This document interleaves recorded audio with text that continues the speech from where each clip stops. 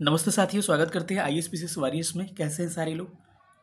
आपको पॉलिटी का एक वीडियो लेके आया हूं जिसमें आपके पॉलिटी के जितने PYQ आज तक पूछे गए हैं, चाहे TGT, PGT, PRT 6 to 8 यानी कि TRE 1, 2, 3 जितने पूछे गए हैं सारे क्वेश्चन मैं एक पहला पार्ट लेके आ रहा हूँ। सारे सब्जेक्ट के पहले पार्ट आएंगे, अब उसके बाद साइंस के आएंगे, उसके बाद रिपीट होंगे सारे पार्ट।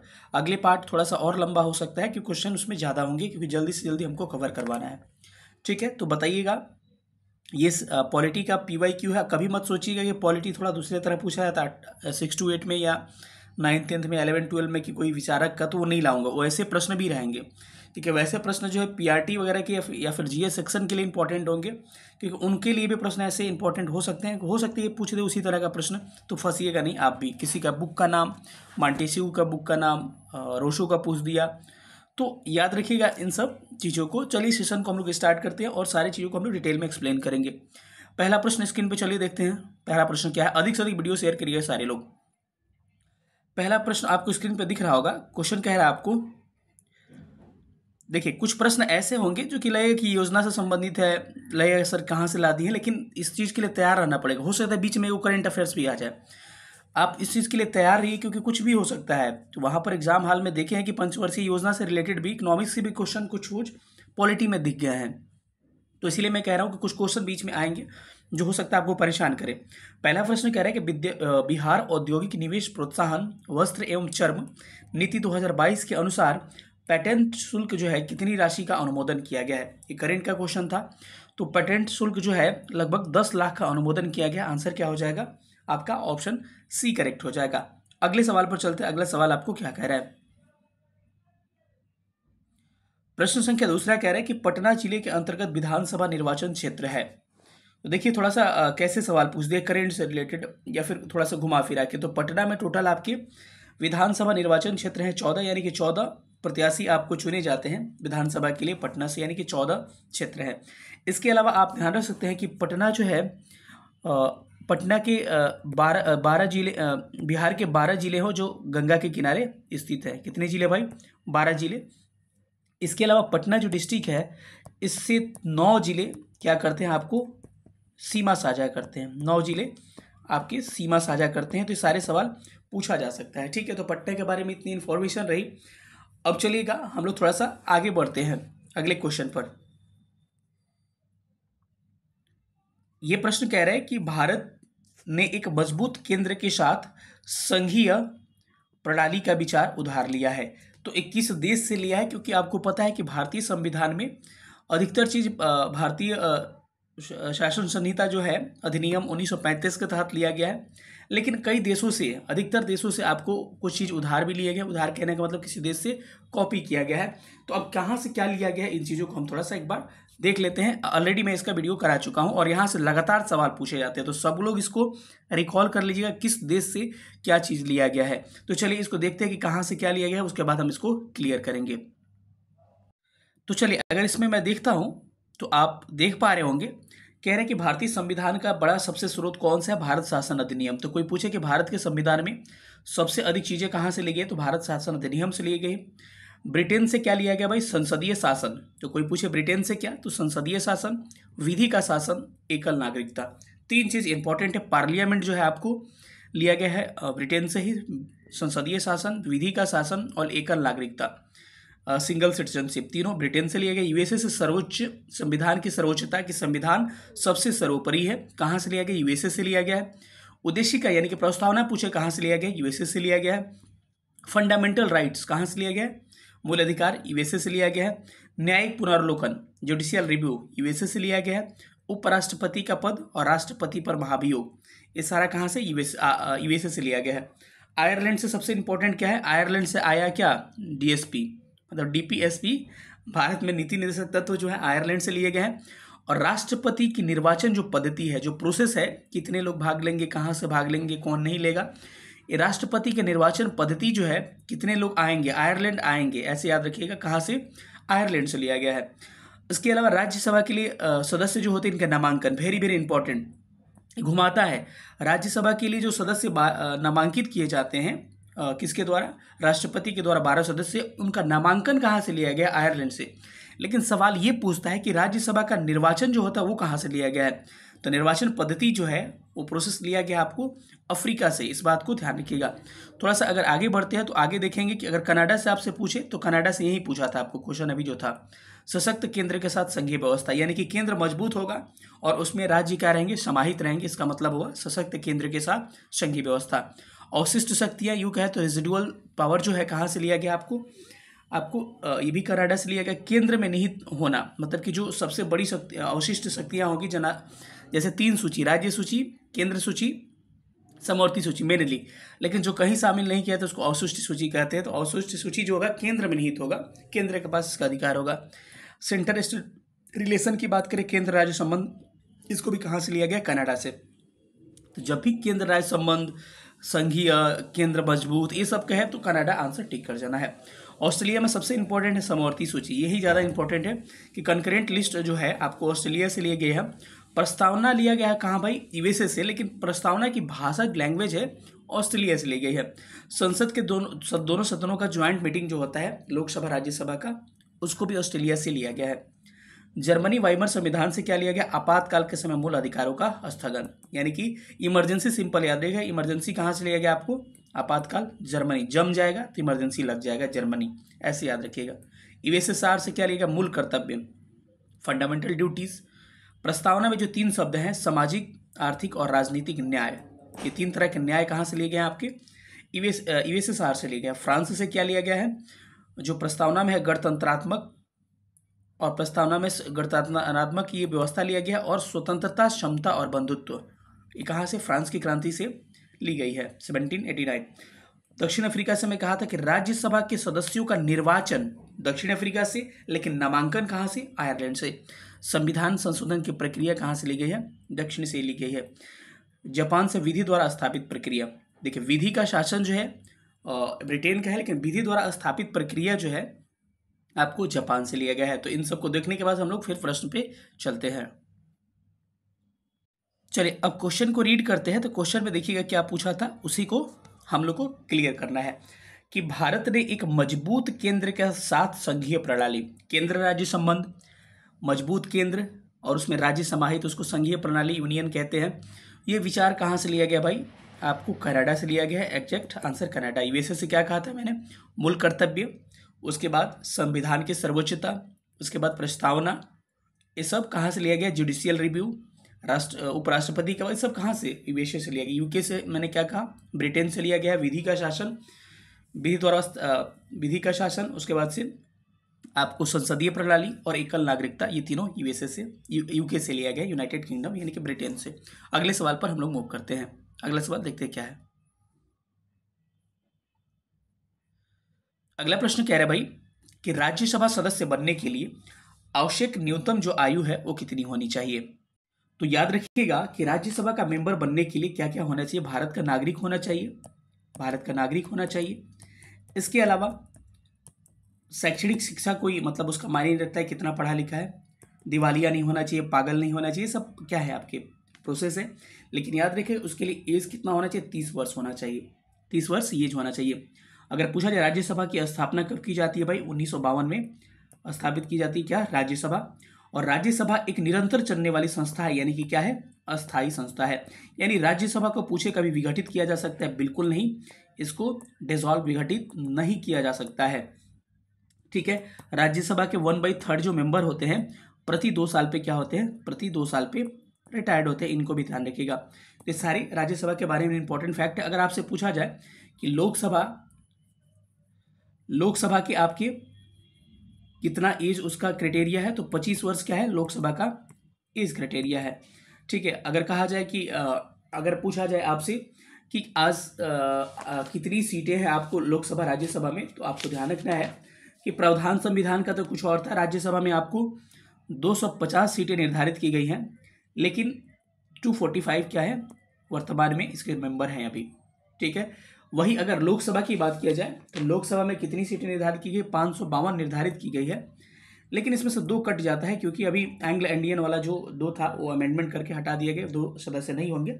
लेकिन वर्तमान में 545, लेकिन 545 में से भी 3 कम, 543, क्योंकि एंग्लो इंडियन 2 कम हो गया। अभी वर्तमान में इतने क्या है लोकसभा के सदस्य रहने चाहिए, ठीक है। तो ये सब क्या रही बातें राज्यसभा लोकसभा की रही, तो यहाँ से इतने सवाल आपके बन सकते हैं। चलिए अगले प्रश्न पर हम लोग मूव करते हैं। अगला प्रश्न कह रहा है कि किस भारतीय फिल्म को क्या मिला हुआ है, ऑस्कर मिला हुआ है 2023 का। तो 2023 का आपको याद रखने से कोई फायदा है नहीं, ठीक है, तो उसको हटाते हैं। अब हम लोग आते हैं किस पे, 2024 में जिसको ऑस्कर मिला है उसको देख लेते हैं, क्योंकि प्रश्न जो है थोड़ा सा अटपटांग जानबूझ के लिया गया है। सर्वश्रेष्ठ फिल्म किसको मिला है भाई, ओपनहाइमर। ओपेनहाइमर जो है एटम बम वाला, परमाणु बम वाला, उसको क्या मिला है, सर्वश्रेष्ठ फिल्म का अवार्ड मिला है। अगर पूछा जाए सर्वश्रेष्ठ निर्देशन यानी कि डायरेक्टर का अवार्ड किसको मिला है, क्रिस्टोफर नॉलन को, क्रिस्टोफर नॉलन को मिला है। अगर पूछा जाए सर्वश्रेष्ठ अभिनेता यानी कि हीरो को किसको मिला है, हीरो को मिला है किलियन मर्फी को मिला है, ध्यान रखिएगा। अगर सर्वश्रेष्ठ हीरोइन यानी कि एक्ट्रेस की बात किया जाए, एमा स्टोन इनको मिला है। तो इतना आप ध्यान रखिएगा ऑस्कर के बारे में। बाकी ये 2023 का प्रश्न है तो इसको स्किप करिए, ठीक है, इसको ध्यान रखिएगा। चलिए अगले प्रश्न पर चलते हैं। अगला प्रश्न कह रहा है कि संविधान का कौन सा अनुच्छेद अस्पृश्यता के उन्मूलन को सुनिश्चित करता है। तो आर्टिकल संविधान के आपको याद रखने पड़ेंगे, मैं बोलता चलूंगा, सबको ध्यान रखिएगा। याद रखिएगा साथियों कि भारत में जो है संविधान के अस्पृश्यता के आर्टिकल तो क्या हो जाएंगे, 17 हो जाएंगे। लेकिन केवल 17 से काम नहीं चलेगा, आपको सारे आर्टिकल, इंपॉर्टेंट आर्टिकल याद रखने पड़ेंगे। क्यों? क्योंकि आर्टिकल से आपके एग्जाम में सवाल बने हैं और बन रहे हैं लगातार। तो मैक्सिमम जो इंपॉर्टेंट आर्टिकल्स है उसको थोड़ा सा आप ध्यान रखिएगा। सबसे पहले आप बात किया जाए तो मूल अधिकार जो है कहाँ से लिया गया है, यूएसए से लिया गया है। और भारतीय संविधान के भाग 3 में किसका जिक्र है, मूल अधिकार का जिक्र है। कितनी तरह के हमको अधिकार दिए गए, मूल अधिकार 6 तरह के मूल अधिकार दिए गए हैं। लेकिन संविधान वर्तमान में कितने हैं, 6 है, लेकिन स्टार्टिंग में कितने थे, 7 थे। 44th अमेंडमेंट 1978 में क्या हुआ, आपको 44th अमेंडमेंट हुआ 1978 में। और एक संपत्ति का अधिकार, संपत्ति के अधिकार को मौलिक अधिकार से हटा दिया गया, ठीक है। तो अब क्या हो गया, आपका मौलिक अधिकार पूछे वर्तमान में कितने हैं, 6 है, कितने दिए गए थे, आपको 7 दिए गए थे। अब एक एक के बारे में थोड़ा सा हम लोग डिटेल में बातें कर लेते हैं, किसमें क्या क्या चीज़ें आपको है। आप देखिएगा सबसे पहले तो अगर पूछा जाए आपसे कि 14 से 18 कौन सा अधिकार है, क्षमता का अधिकार है। तो पूछिए कि क्षमता का अधिकार कितना भाई, 14 से 18 है। अब इसमें एक एक आर्टिकल को मैं बोल दे रहा हूँ, ध्यान रखिएगा। आर्टिकल नंबर 14 कहता है कि विधि के समक्ष क्षमता एवं विधियों का समान संरक्षण, यानी कि कानून के सामने सब कोई बराबर है। तो किसी के साथ आप अमीर हो गरीब हो, सबके लिए विधि क्या है, समान होगी, लॉ समान होगी, सब पे सारा नियम अप्लाई होगा। ये 14 नंबर आर्टिकल कहता है। आर्टिकल नंबर 15 क्या कहता है, आपके एग्जाम में पूछा है इसको भी। आर्टिकल नंबर कहता है कि धर्म मूल जाति वंश इत्यादि के आधार पर किसी से आप क्या कर सकते हैं, आप भेद नहीं कर सकते हैं कि ये धर्म का है तो इसको ये नहीं देंगे, ये नहीं मिलेगा, जो भी चीज़ें हैं, या फिर उसको भेदभाव नहीं कर सकते हैं। आर्टिकल 15 हो जाएगा। आर्टिकल 16 है आपको, आर्टिकल 16 है लोक नियोजन में अवसर, यानी कहीं आपकी नौकरी हो जा रही है तो उसमें सबको समान अवसर मिलना चाहिए, यह है। आर्टिकल 17 है कि अस्पृश्यता का अनटचेबिलिटी, यानी कि आपको छुआछूत खत्म करना, बेसिकली ST SC समुदाय के लिए है ये। और आर्टिकल 18 है आपको सेना या विद्या संबंधित उपाधियों का अंत, किसी देश से आप उपाधि कोई नहीं लिख सकते हैं, एक्सेप्शन है आपका सेना या विद्या संबंधित उपाधि आप ले सकते हैं। ये तो संविधान के आर्टिकल है 14 से 18, जिसमें समता का अधिकार 14 से 18 हमने देख लिया। अगर अगला देखा जाए तो अगला आपको कहते हैं आपको स्वतंत्रता का अधिकार। तो कोई पूछे स्वतंत्रता का अधिकार कहाँ से कहाँ तक भाई, 19 से 22 तक, हमारे 19 से 22 तक दिया है स्वतंत्रता का अधिकार। इसमें 19 क्या कहता है कि अभिव्यक्ति का स्वतंत्रता का अधिकार, यानी कि आपको कह सकते हैं कि सबको क्या है, अपनी बातें रखने का अधिकार है। और इसके अलावा इसमें भी आपको 6 अधिकार अभी दिए गए वर्तमान में, जिसमें कि बोलने का अधिकार ए में दिया गया है, उसके बाद से बी में दिया गया है, क्या इसके 19B में दिया गया है आपको सम्मेलन करने का, सी में दिया गया है आपको संघ बनाने का, डी में दिया गया है आपको क्या निवास करने का, ई में दिया गया है क्या वृत्ति व्यापार करने का। तो ऐसे याद रखिएगा। और बाकी संपत्ति का अधिकार इसी में था, इसको खत्म कर दिया जाता है। आर्टिकल नंबर 20 की बात किया जाए तो आर्टिकल नंबर 20 में क्या किया गया, अपराधों के लिए दोष सिद्धि के संबंध में संरक्षण। किसी को अपराध अगर होता है तो आपको अपराधी पाया गया तो ऐसा नहीं कि अपराधी के साथ कैसा भी बिहेव करिएगा, उसके लिए भी क्या है, दोष सिद्धि का संरक्षण, मतलब कि कुछ रूल वगैरह बनाया गया। आर्टिकल 21 क्या है, प्राण एवं दैविक स्वतंत्रता, यानी कि जीवन जीने का सबको अधिकार है।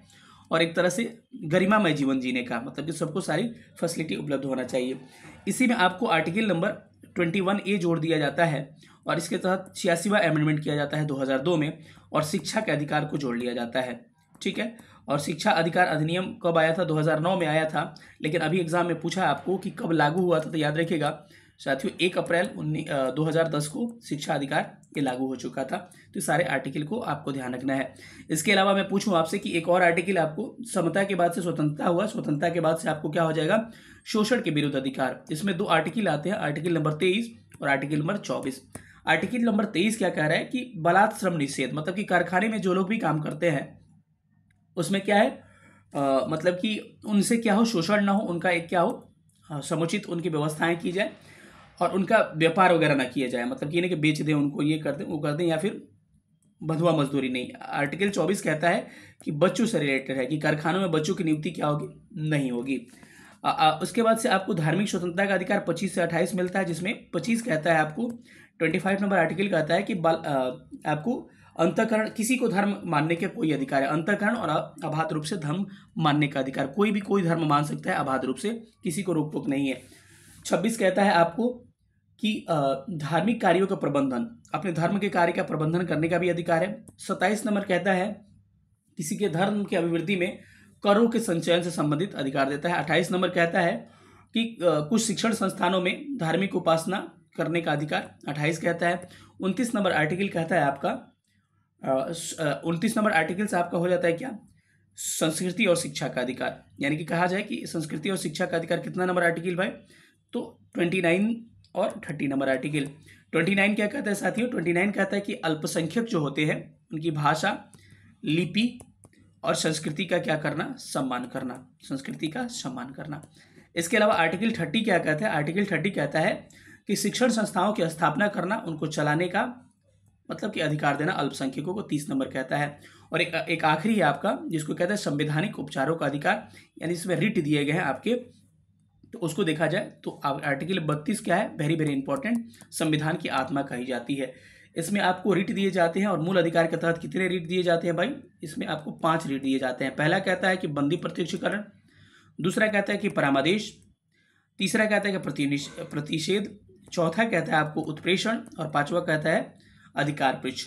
इतने तरह के रिट दिए गए हैं, तो इतना याद रखिएगा, बड़ा इंपॉर्टेंट है क्वेश्चन सारा। चलिए अगले सवाल पे मूव करते हैं, यानी कि इसका करेक्ट आंसर क्या हो जाएगा? ऑप्शन ये हो जाएगा 17। 2-4 बार आर्टिकल रिवीजन करवा देंगे आपको सब याद हो जाएगा, 2-4 बार क्वेश्चन आ गया। कह रहे कि राष्ट्रीय जनता दल की स्थापना कब की गई थी?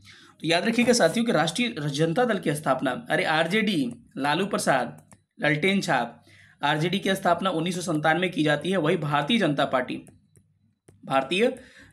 पार्टी की स्थापना आपको की जाती है आपको 1980 में की जाती है। इसके अलावा सीपीआई सीपीएम भी पूछा जाता है, इसको भी थोड़ा सा देख लीजिएगा। देखिए याद रखिएगा साथियों, सीपीआई की स्थापना, कम्युनिस्ट पार्टी ऑफ इंडिया की स्थापना, कई लोग कन्फ्यूजन इसमें होगा, 1920 में किया गया था रूस में, लेकिन कई जगह गूगल पे देखा 1925 में, क्योंकि भारत में इसकी स्थापना 1925 में की जाती है। 1920 याद रखिएगा। वही सीपीएम जो है, कम्युनिस्ट पार्टी ऑफ मार्क्सवादी जो है, इसकी स्थापना 1964 में की जाती है। इनको आप ध्यान रखिएगा, आपको कमेंट करना है, आपको भी याद हो जाएगा या फिर मैं ही बता दे रहा हूँ आपको। चलिए अगर पूछे कि आम आदमी पार्टी जो आप है, इसकी स्थापना कब की जाती है? 2012 में की जाती है। थोड़ा सा पार्टियों को ध्यान रखिएगा जिसके स्थापना वर्ष दिए गए हैं। चलिए अगले सवाल पे मूव करते हैं। अगला सवाल क्या कह रहा है? अच्छा, भारत में टोटल नेशनल अभी पार्टी कितनी है? सबको कई को भंग करके कितना? 6 आपके भारत में नेशनल पार्टी है। 6 का नाम आपको कमेंट करना है। आगे के क्वेश्चन में आपको मैं बताऊंगा कि 6 कौन कौन सी पार्टियां भारत में नेशनल है। चलिए अगला प्रश्न कह रहा है कि हिंदी भारत के संघ की राजभाषा होगी, ऐसी संविधान निर्मात्री सभा की किस समिति द्वारा सितंबर 1949 में कर दिया गया था? तो इसका आंसर क्या होगा? नियम प्रक्रिया समिति। क्या हो जाएगा? नियम प्रक्रिया समिति इज करेक्ट आंसर। अगर बात किया जाए साथियों कि भारतीय संविधान के भाग 17 में किसका आपको जिक्र किया गया? भारतीय संविधान के भाग 17 में आपको भाषा का जिक्र किया गया है।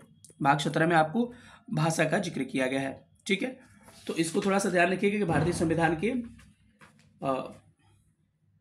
हमने कहा कि भारतीय संविधान के भाग 17 में आपको भाषा का जिक्र किया गया है। वही भारतीय संविधान के आपसे पूछा जाए अनुसूची कितना, 8वीं अनुसूची में कितनी भाषाओं की जिक्र की गई है? 22 भाषाओं की जिक्र की गई है। अगर पूछा जाए आपसे कि वो भाषाओं के बारे में बताऊंगा, अमेंडमेंट भी बताऊंगा, लेकिन याद रखिएगा कि भारत की कोई राजभाषा नहीं है। कभी पूछे प्रश्न कि भारत की कौन सी राजभाषा, कोई राजभाषा नहीं है। 343 आर्टिकल में संघ की भाषा की बात की गई, यानी कि संघ की भाषा क्या होगी, यानी कि केंद्र सरकार की भाषा क्या होगी। 345 में कहा गया है राज्य की भाषा, संघ की भाषा 43 में, राज्य की भाषा 45 में। इसके अलावा एक और पूछता है एग्जाम में आपका 350 क या ए कह सकते हैं, ये इसमें जिक्र किया गया प्राथमिक स्तर पर मातृभाषा में शिक्षा। तो लोअर स्तर पर मातृभाषा में शिक्षा देना किसमें भाई? 350 आर्टिकल ए की बात की गई है। तो इन सब बातों को ध्यान रखिएगा। इसके अलावा संविधान के कुछ आपके क्या किए गए थे, कुछ अमेंडमेंट भी किए गए थे भाषा को शामिल करने के लिए। उन अमेंडमेंट को देख लेते हैं कि कौन कौन सा अमेंडमेंट आपको किया गया था। तो साथियों ध्यान रखिएगा कि भारतीय संविधान में टोटल 22 भाषाएं हैं अभी, मतलब कि अनुसूचियों में। लेकिन अब बात की जाए कि इसमें अमेंडमेंट हुआ था 71 अमेंडमेंट। कब हुआ था पूछता है? 1992 में हुआ था। 11वां संविधान संशोधन 1992 में हुआ था। और किस किस भाषा को शामिल किया गया ये पूछेगा आपसे। तो याद रखिए MNK, मणिपुरी, नेपाली, कोंकणी। 71वां में मणिपुरी, 71 1 2 ऐसे याद रखिए। 71वां संविधान कब हुआ था? 92 में मणिपुरी, नेपाली, कोंकणी शामिल किया गया था। और एक अमेंडमेंट हुआ था आपको 19 सेकेंड अमेंडमेंट, और ये 2003 में। देखिए ईयर जो है एक साल ज़्यादा रह रहा है, 1 2 2 3। 92 अमेंडमेंट में क्या किया गया? MSBD बोले तो हो जाएगा मैथिली, संथाली, बोडो, डोगरी। तो पूछेगा निम्न में से किस भाषा को संविधान के 92वें संविधान संशोधन में शामिल नहीं किया गया? तो दोनों को कंफर्म कर लीजिएगा कि मणिपुरी, नेपाली, कोंकणी 71 में 1992 में, और 92 अमेंडमेंट में 2003 में आपको MSBD यानी कि मणिपुरी, संथाली, बोडो, डोगरी को शामिल किया गया है। तो भाषाओं से संबंधित इतने सवाल आपके पूछे जा सकते हैं। वर्तमान में भारत की 6 शास्त्रीय भाषाएं हैं। फिर मैं कह रहा हूँ कि आगे चल के इनके बारे में आपसे सवाल पूछूंगा, आप बताइएगा कि इसका क्या होगा। इसका आंसर भी आने वाला है, क्वेश्चन भी आने वाला है इससे संबंधित। चलिए अगले सवाल पे चलते हैं। अगला प्रश्न कह रहा है कि निम्नलिखित में से भारतवर्ष में विधि के शासन की शून्यता का पहलू क्या है? विधि के शासन का शून्यता का मतलब समझ जाओ कि जो कोई नियम बनाया, जैसे कि 3 चीज भारत में है। एक क्या है? संसद है जो नियम बनाता है, और एक क्या है? कार्यपालिका है जो इसको एग्जीक्यूट करता है, हम तक पहुंचाता है, और एक न्यायपालिका है। तीनों का अपना अपना अधिकार क्षेत्र कंफर्म किया गया है। लेकिन इसमें होता क्या है एक्चुअली कि कभी कभी हस्तक्षेप होने लगता है। तो न्यायपालिका कभी कभी क्या करती है, जैसे कि कार्यपालिका ऐसे काम कर लेती है जिसका क्या है, कोई तुखी नहीं, जैसे कहेगा कार्यपालिका जैसे कि कोई तुखी नहीं है तो उसको खत्म कर सकता है, शून्य कर सकता है। यानी कोई अगर नियम बनाया गया है और उसको लागू करने के लिए कहा जा रहा है तो इसको शून्य भी कर सकता है कौन? जुडिशरी। तो क्या हो जाएगा इसका? न्यायपालिका विवादित कार्यपालिका आदेश या विधि उपायों को पूर्णतः या उसके किसी भाग को शून्य कर सकती है। यानी कि हो सकता है कि कोई आदेश दिया जाए कि इतना ये कर रहा है, लेकिन अगर वो सही तरह से नहीं हो पाएगा तो कहेगा न्यायपालिका कि नहीं, इसको क्या कर दीजिए, शून्य कर दीजिए। जैसे कई चीज़ें रद्द की जाती है, जैसे कृषि कानून क्या किया गया? रद्द किया गया। बहुत सारे कानून रद्द किए जाते हैं। इसी की बात कर रहे हैं कि अगर चाहे न्यायपालिका की हमारे लिए खतरा है संविधान के लिए, तो उसको छोटा कर सकती है, कम कर सकती है, खत्म भी कर सकती है। ठीक है, तो इसका आंसर क्या हो जाएगा? ऑप्शन इसका बी क्या हो जाएगा? आपको आंसर इसका क्या होगा? बी करेक्ट आंसर इसका होने वाला है। ठीक है,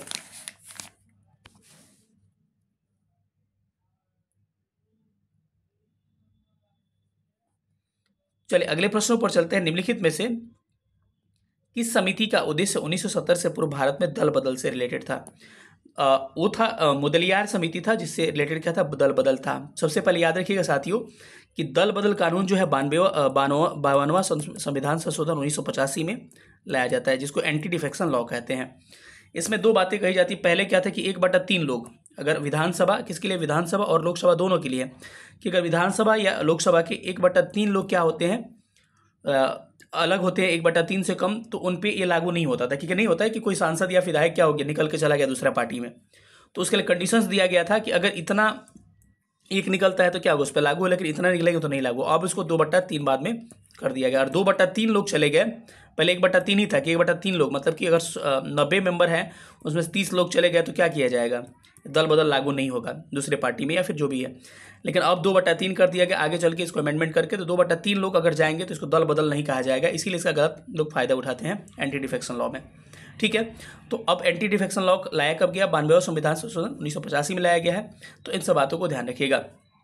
चलिए अगले सवाल पर चलते हैं। अगला सवाल कह रहे हैं कि निम्न में से कौन सा सामुदायिक कार्यक्रम को मौन क्रांति की संज्ञा दिया था। सबसे पहले याद रखिए सामुदायिक कार्यक्रम आया कब था, 1952 में, जिसको सेल्फ हेल्प ग्रुप कहते हैं।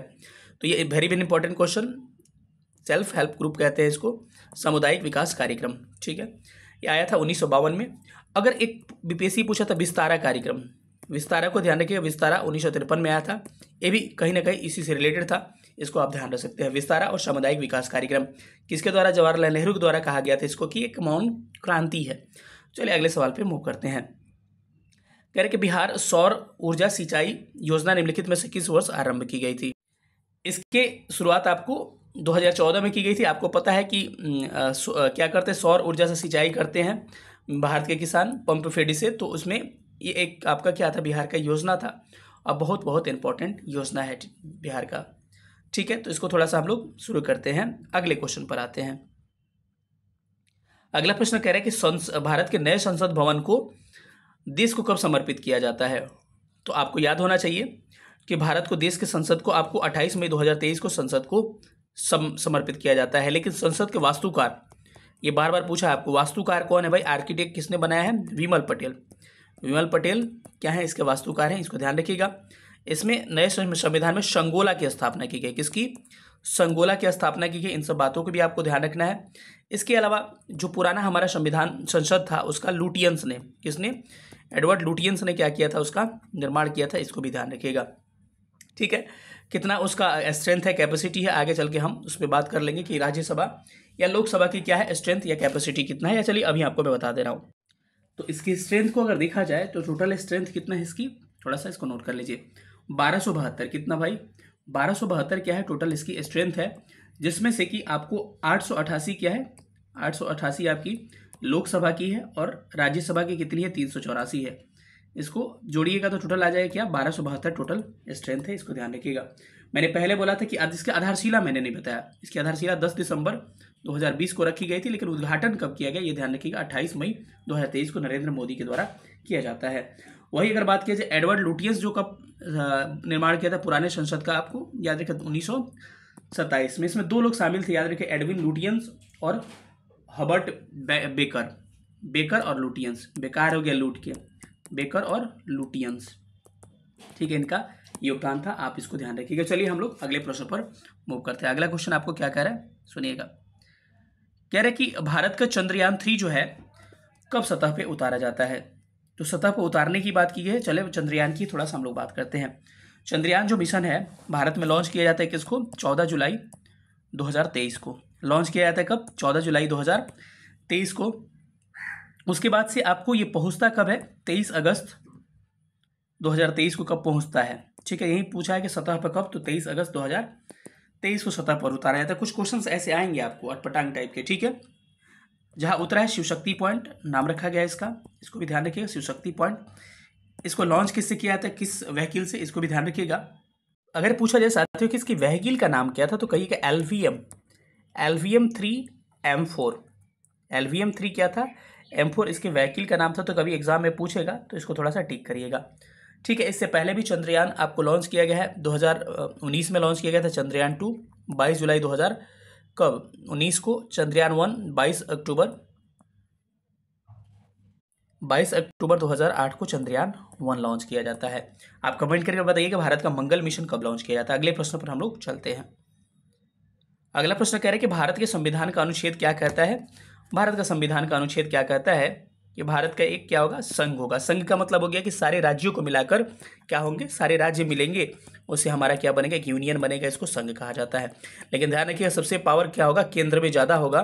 ये राज्य होंगे ना, ये अलग नहीं होंगे, ठीक है। यानी कि अविनाशी राज्यों का ये संघ है, ठीक है। अविनाशी राज्यों का मतलब कि इसको ये अलग नहीं हो सकते हैं, ठीक है। तो इन सब बातों को ध्यान रखिएगा। नागरिकता की बातें कहाँ की जाती है, इस सबको भी ध्यान रखिएगा, पूछा जाता है कभी नागरिकता कहाँ से कहाँ दी गई है आर्टिकल में। चलिए अगले सवाल पर आते हैं। कह रहे हैं कि भारतीय संसद के नए भवन के वास्तुकार कौन है। तो आपको पता है कौन है, ये पद्मश्री विजेता आपके हैं, आपके विमल पटेल साहब जी हैं। अगला प्रश्न कह रहे हैं कि केवल संविधान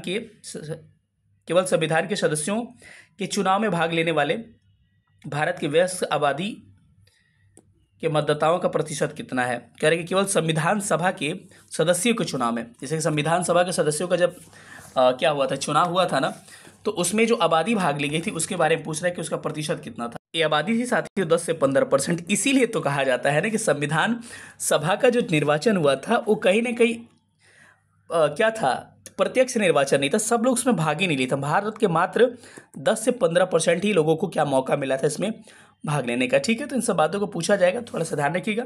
अगले सवालों पर चलते हैं। अगला सवाल करेंगे, किस राज्य में अप्रैल 2023 में ट्रांसजेंडर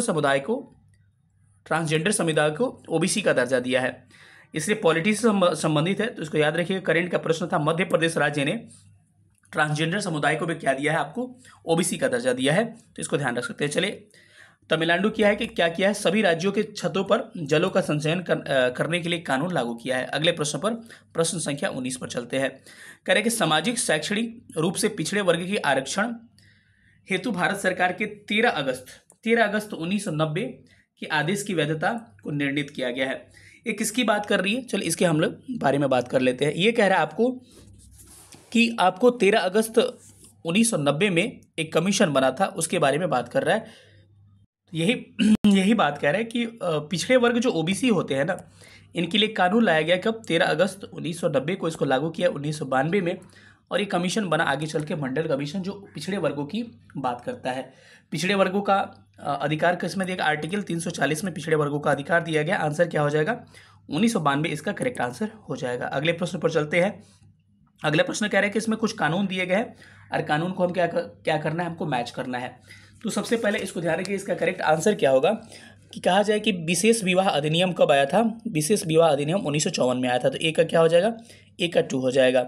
अगर दहेज निषेध अधिनियम कहा जाए, जिसमें नहीं कहते कि दहेज लीजिएगा तो क्या होगा, आपको जेल हो सकता है, 1961 में आया था। समान पारिश्रमिक अधिनियम कब आया था, 1976 में आया था। नारी अशिष्ट अधिनियम जो था 1986 में आया था। इस हिसाब से ऑप्शन क्या होगा, इसका सी करेक्ट हो जाएगा। अगले सवाल पे हम लोग मूव करते हैं। निम्नलिखित में से कौन बुनियादी मूल्य सभी नेताओं द्वारा भारत के संविधान पर विचार विमर्श हेतु संविधान की निर्मात्री सभा के मिलने से पहले ही स्वीकार कर लिया गया था? इसका मतलब कुछ नहीं है, आप समझ नहीं रहे इसका मतलब क्या है। इसका मतलब ये हो गया कि मौलिक अधिकार जो हमको मिला है ना, तो मौलिक अधिकार जो है पहले ही मिल चुका था। मतलब कि संविधान, प्रश्न ये कह रहे कि संविधान निर्माता थे, उनसे पहले मौलिक अधिकार का एक बार जिक्र कर दिया गया था और एक मौलिक अधिकार आ गया था। कब, याद रखिएगा, 1971 में सरदार वल्लभ भाई पटेल के निर्देशन में, अध्यक्षता में जब आपको कराची अधिवेशन होता है, तो उसी में 6 मौलिक अधिकारों को क्या किया जाता है, एक्सेप्ट किया जाता है। उसमें से 6 मौलिक अधिकार अभी कितने हैं, 6 मौलिक अधिकारों को एक्सेप्ट किया जाता है। अभिव्यक्ति, ठीक है, अभिव्यक्ति एवं पूर्ण स्वतंत्रता, सभा एवं सम्मेलन आयोजित करने तथा संगठित करने की स्वतंत्रता, सार्वभौमिक वयस्क मताधिकार के आधार पर चुनाव की स्वतंत्रता, जाति धर्म एवं लिंग के से हटकर कानून के समक्ष समानता का अधिकार, निःशुल्क एवं अनिवार्य प्राथमिक शिक्षा की गारंटी, कुछ अलग भी थे। इसके अलावा अल्पसंख्यक तथा विभिन्न भाषाई क्षेत्र की सांस्कृतिक भाषा एवं लिपि की सुरक्षा करना। इसमें देखिएगा सभी क्या होगा, करेक्ट होगा। उपयुक्त में से एक से अधिक इसका क्या हो जाएगा, आपका आंसर हो जाएगा। अगले सवाल पर चलते हैं। अगला सवाल कह रहा है कि इनमें से किसने कहा कि भारतीय न्यायपालिका विलासी मुकदमेबाजी से ग्रस्त है। तो ये करेंट का प्रश्न था, हो सकता है पूछ दे आपसे कि किसने कहा था। एक इनका स्टेटमेंट है, अभी हाल ही में ये चर्चा में रहे थे, इनका नाम है रमन्ना साहब। ठीक है, एनवी रमन्ना ने कहा था क्या, एनवी रमन्ना ने क्या कहा था कि भारतीय न्यायपालिका जो है विलासी मुकदमेबाजी से ग्रसित है। ठीक है, जो भारत के पूर्व मुख्य न्यायाधीश रह चुके एनवी रमन्ना, उनको नाम ध्यान रखिएगा। ठीक है, मतलब इनका मतलब ये था कि राजनीतिक दलों को लगता है ना कि न्यायपालिका उनके हिसाब से चले, ये संभव नहीं है, क्योंकि न्यायपालिका क्या है, स्वतंत्र है। भारत में स्वतंत्र न्यायपालिका की बात की जाती है। अभी वर्तमान में भारत के न्यायाधीश, मुख्य न्यायाधीश, चीफ जस्टिस कौन है, डीवाई चंद्रचूड़ क्या है, आपके भारत के चीफ जस्टिस है। और इनका बताइए कितने नंबर के ये क्या है, मुख्य न्यायाधीश है, आपको बताना है। याद रखिएगा, भारत में टोटल सुप्रीम कोर्ट में न्यायाधीशों की संख्या कितनी है, एक मुख्य न्यायाधीश और 33, यानी कि 34 टोटल हो जाता है। ठीक है, अगले प्रश्न पर आते हैं। अगला प्रश्न क्या कह रहा है, इसमें कुछ नारे दिए गए थे, नारे को आपको मैच करना है। गरीबी हटाओ का नारा किसने दिया था, इंदिरा गांधी ने दिया था। कहाँ चला गया, इंदिरा। उसके अलावा लोकतंत्र बचाओ का नारा आपको जनता दल ने दिया था, तो 3 हो जाएगा। जोतने वाले को भूमि, इसका नारा किसने दिया था, वाम मोर्चा ने दिया था। इसके अलावा तेलुगुओं के लिए स्वाभिमान एनटी रामाराव ने दिया था। इसको मैच करेंगे तो ऑप्शन इसका ये करेक्ट आपको निकल के आएगा। तो ये सब नाराएं दी गई थी, आपको इन सब बातों को आपको ध्यान रखना है। चलिए अगले प्रश्न पर चलते हैं। अगला प्रश्न कह रहा है कि निम्नलिखित में से कौन सी रूसी क्रांति और यूएसएसआर के प्रभाव के तहत निर्मित हुआ था। तो इसमें से एक से अधिक होगा, क्योंकि उपयुक्त में से एक से अधिक, यानी कि पूर्व के लोगों का सम्मेलन, कम्युनिस्ट पार्टी की स्थापना, कम्युनिस्ट पार्टी 1920 में जो बनी थी ताशकंद में, वो क्या था, आपको इसका भी था, इससे रिलेटेड द कम्युनिस्ट्स का भी था, ग्रेट ब्रिटेन साम्यवादी कम्युनिस्ट पार्टी का भी था, जो हसुआ वाले होते हैं नहीं, होता भाकपा वाले। तो इसका आंसर क्या होगा, उपयुक्त में से एक से अधिक इसका आंसर हो जाएगा। कह रहे कि अपनी राष्ट्रीय पहचान की उपेक्षा भारत की समस्याओं का मूलभूत कारण है। ये कह रहे कि ये किसने कहा था कि अपनी राष्ट्रीय पहचान की उपेक्षा भारत की समस्याओं का मूलभूत कारण है, ये कहा था दीनदयाल उपाध्याय ने। ऑप्शन क्या होगा इसका, सी होगा। दीनदयाल उपाध्याय की बात करें तो 1951 में क्या करते हैं, 1951 में दीनदयाल उपाध्याय आपको भारतीय जनसंघ की स्थापना करते हैं। तो भारतीय जनसंघ की स्थापना 1951 में की जाती है दीनदयाल उपाध्याय द्वारा। याद रखिए 1925 में आरएसएस की स्थापना की जाती है। आरएसएस कहें तो राष्ट्रीय स्वयंसेवक संघ, इसकी स्थापना किसके द्वारा की जाती है, केशव बलिराम हेडगेवार, केशव बलिराम हेडगेवार के द्वारा की जाती है। तो इन सब बातों को आप ध्यान रखिएगा। चलिए हम लोग अगले प्रश्न पर चलते हैं। अगला प्रश्न क्या कह रहा है, अगला प्रश्न कह रहा है साथियों कि मॉन्टेस्क्यू ने सरकार के अंतर्गत विधायिका, कार्यपालिका और न्यायपालिका के मध्य शक्तियों का विभाजन किया है, किस पुस्तक में किया है। आप समझ रहे हैं, मैंने कहा था कि आपको पावर ऑफ क्या है, सेपरेशन ऑफ पावर कहते हैं, यानी कि कार्यपालिका का अलग काम है, न्यायपालिका का अलग काम है, विधायिका का अलग काम है, कोई किसी के कार्य में हस्तक्षेप नहीं करेगा। ये किसी बुक में दिया गया था, मॉन्टेस्क्यू का नाम है the spirit of the laws. The spirit of the laws में इन्होंने कहा था कि कार्यपालिका, न्यायपालिका और इनकी शक्तियाँ क्या होगी, सबकी अलग हो जाएगी।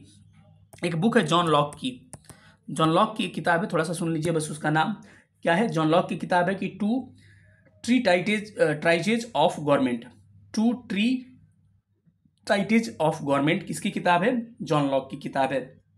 अगर रूसो की किताब पूछे, ये किताब इंपॉर्टेंट, इसको मैं लिख दे रहा हूँ, social contract, the social contract पूछा जाए, बोलना कि समाज का कॉन्ट्रैक्ट किसने लिया है, तो रूसो ने लिया है। तो सोशल कॉन्ट्रैक्ट किसकी पुस्तक है, रूसो की पुस्तक है, इसको ध्यान रखिएगा।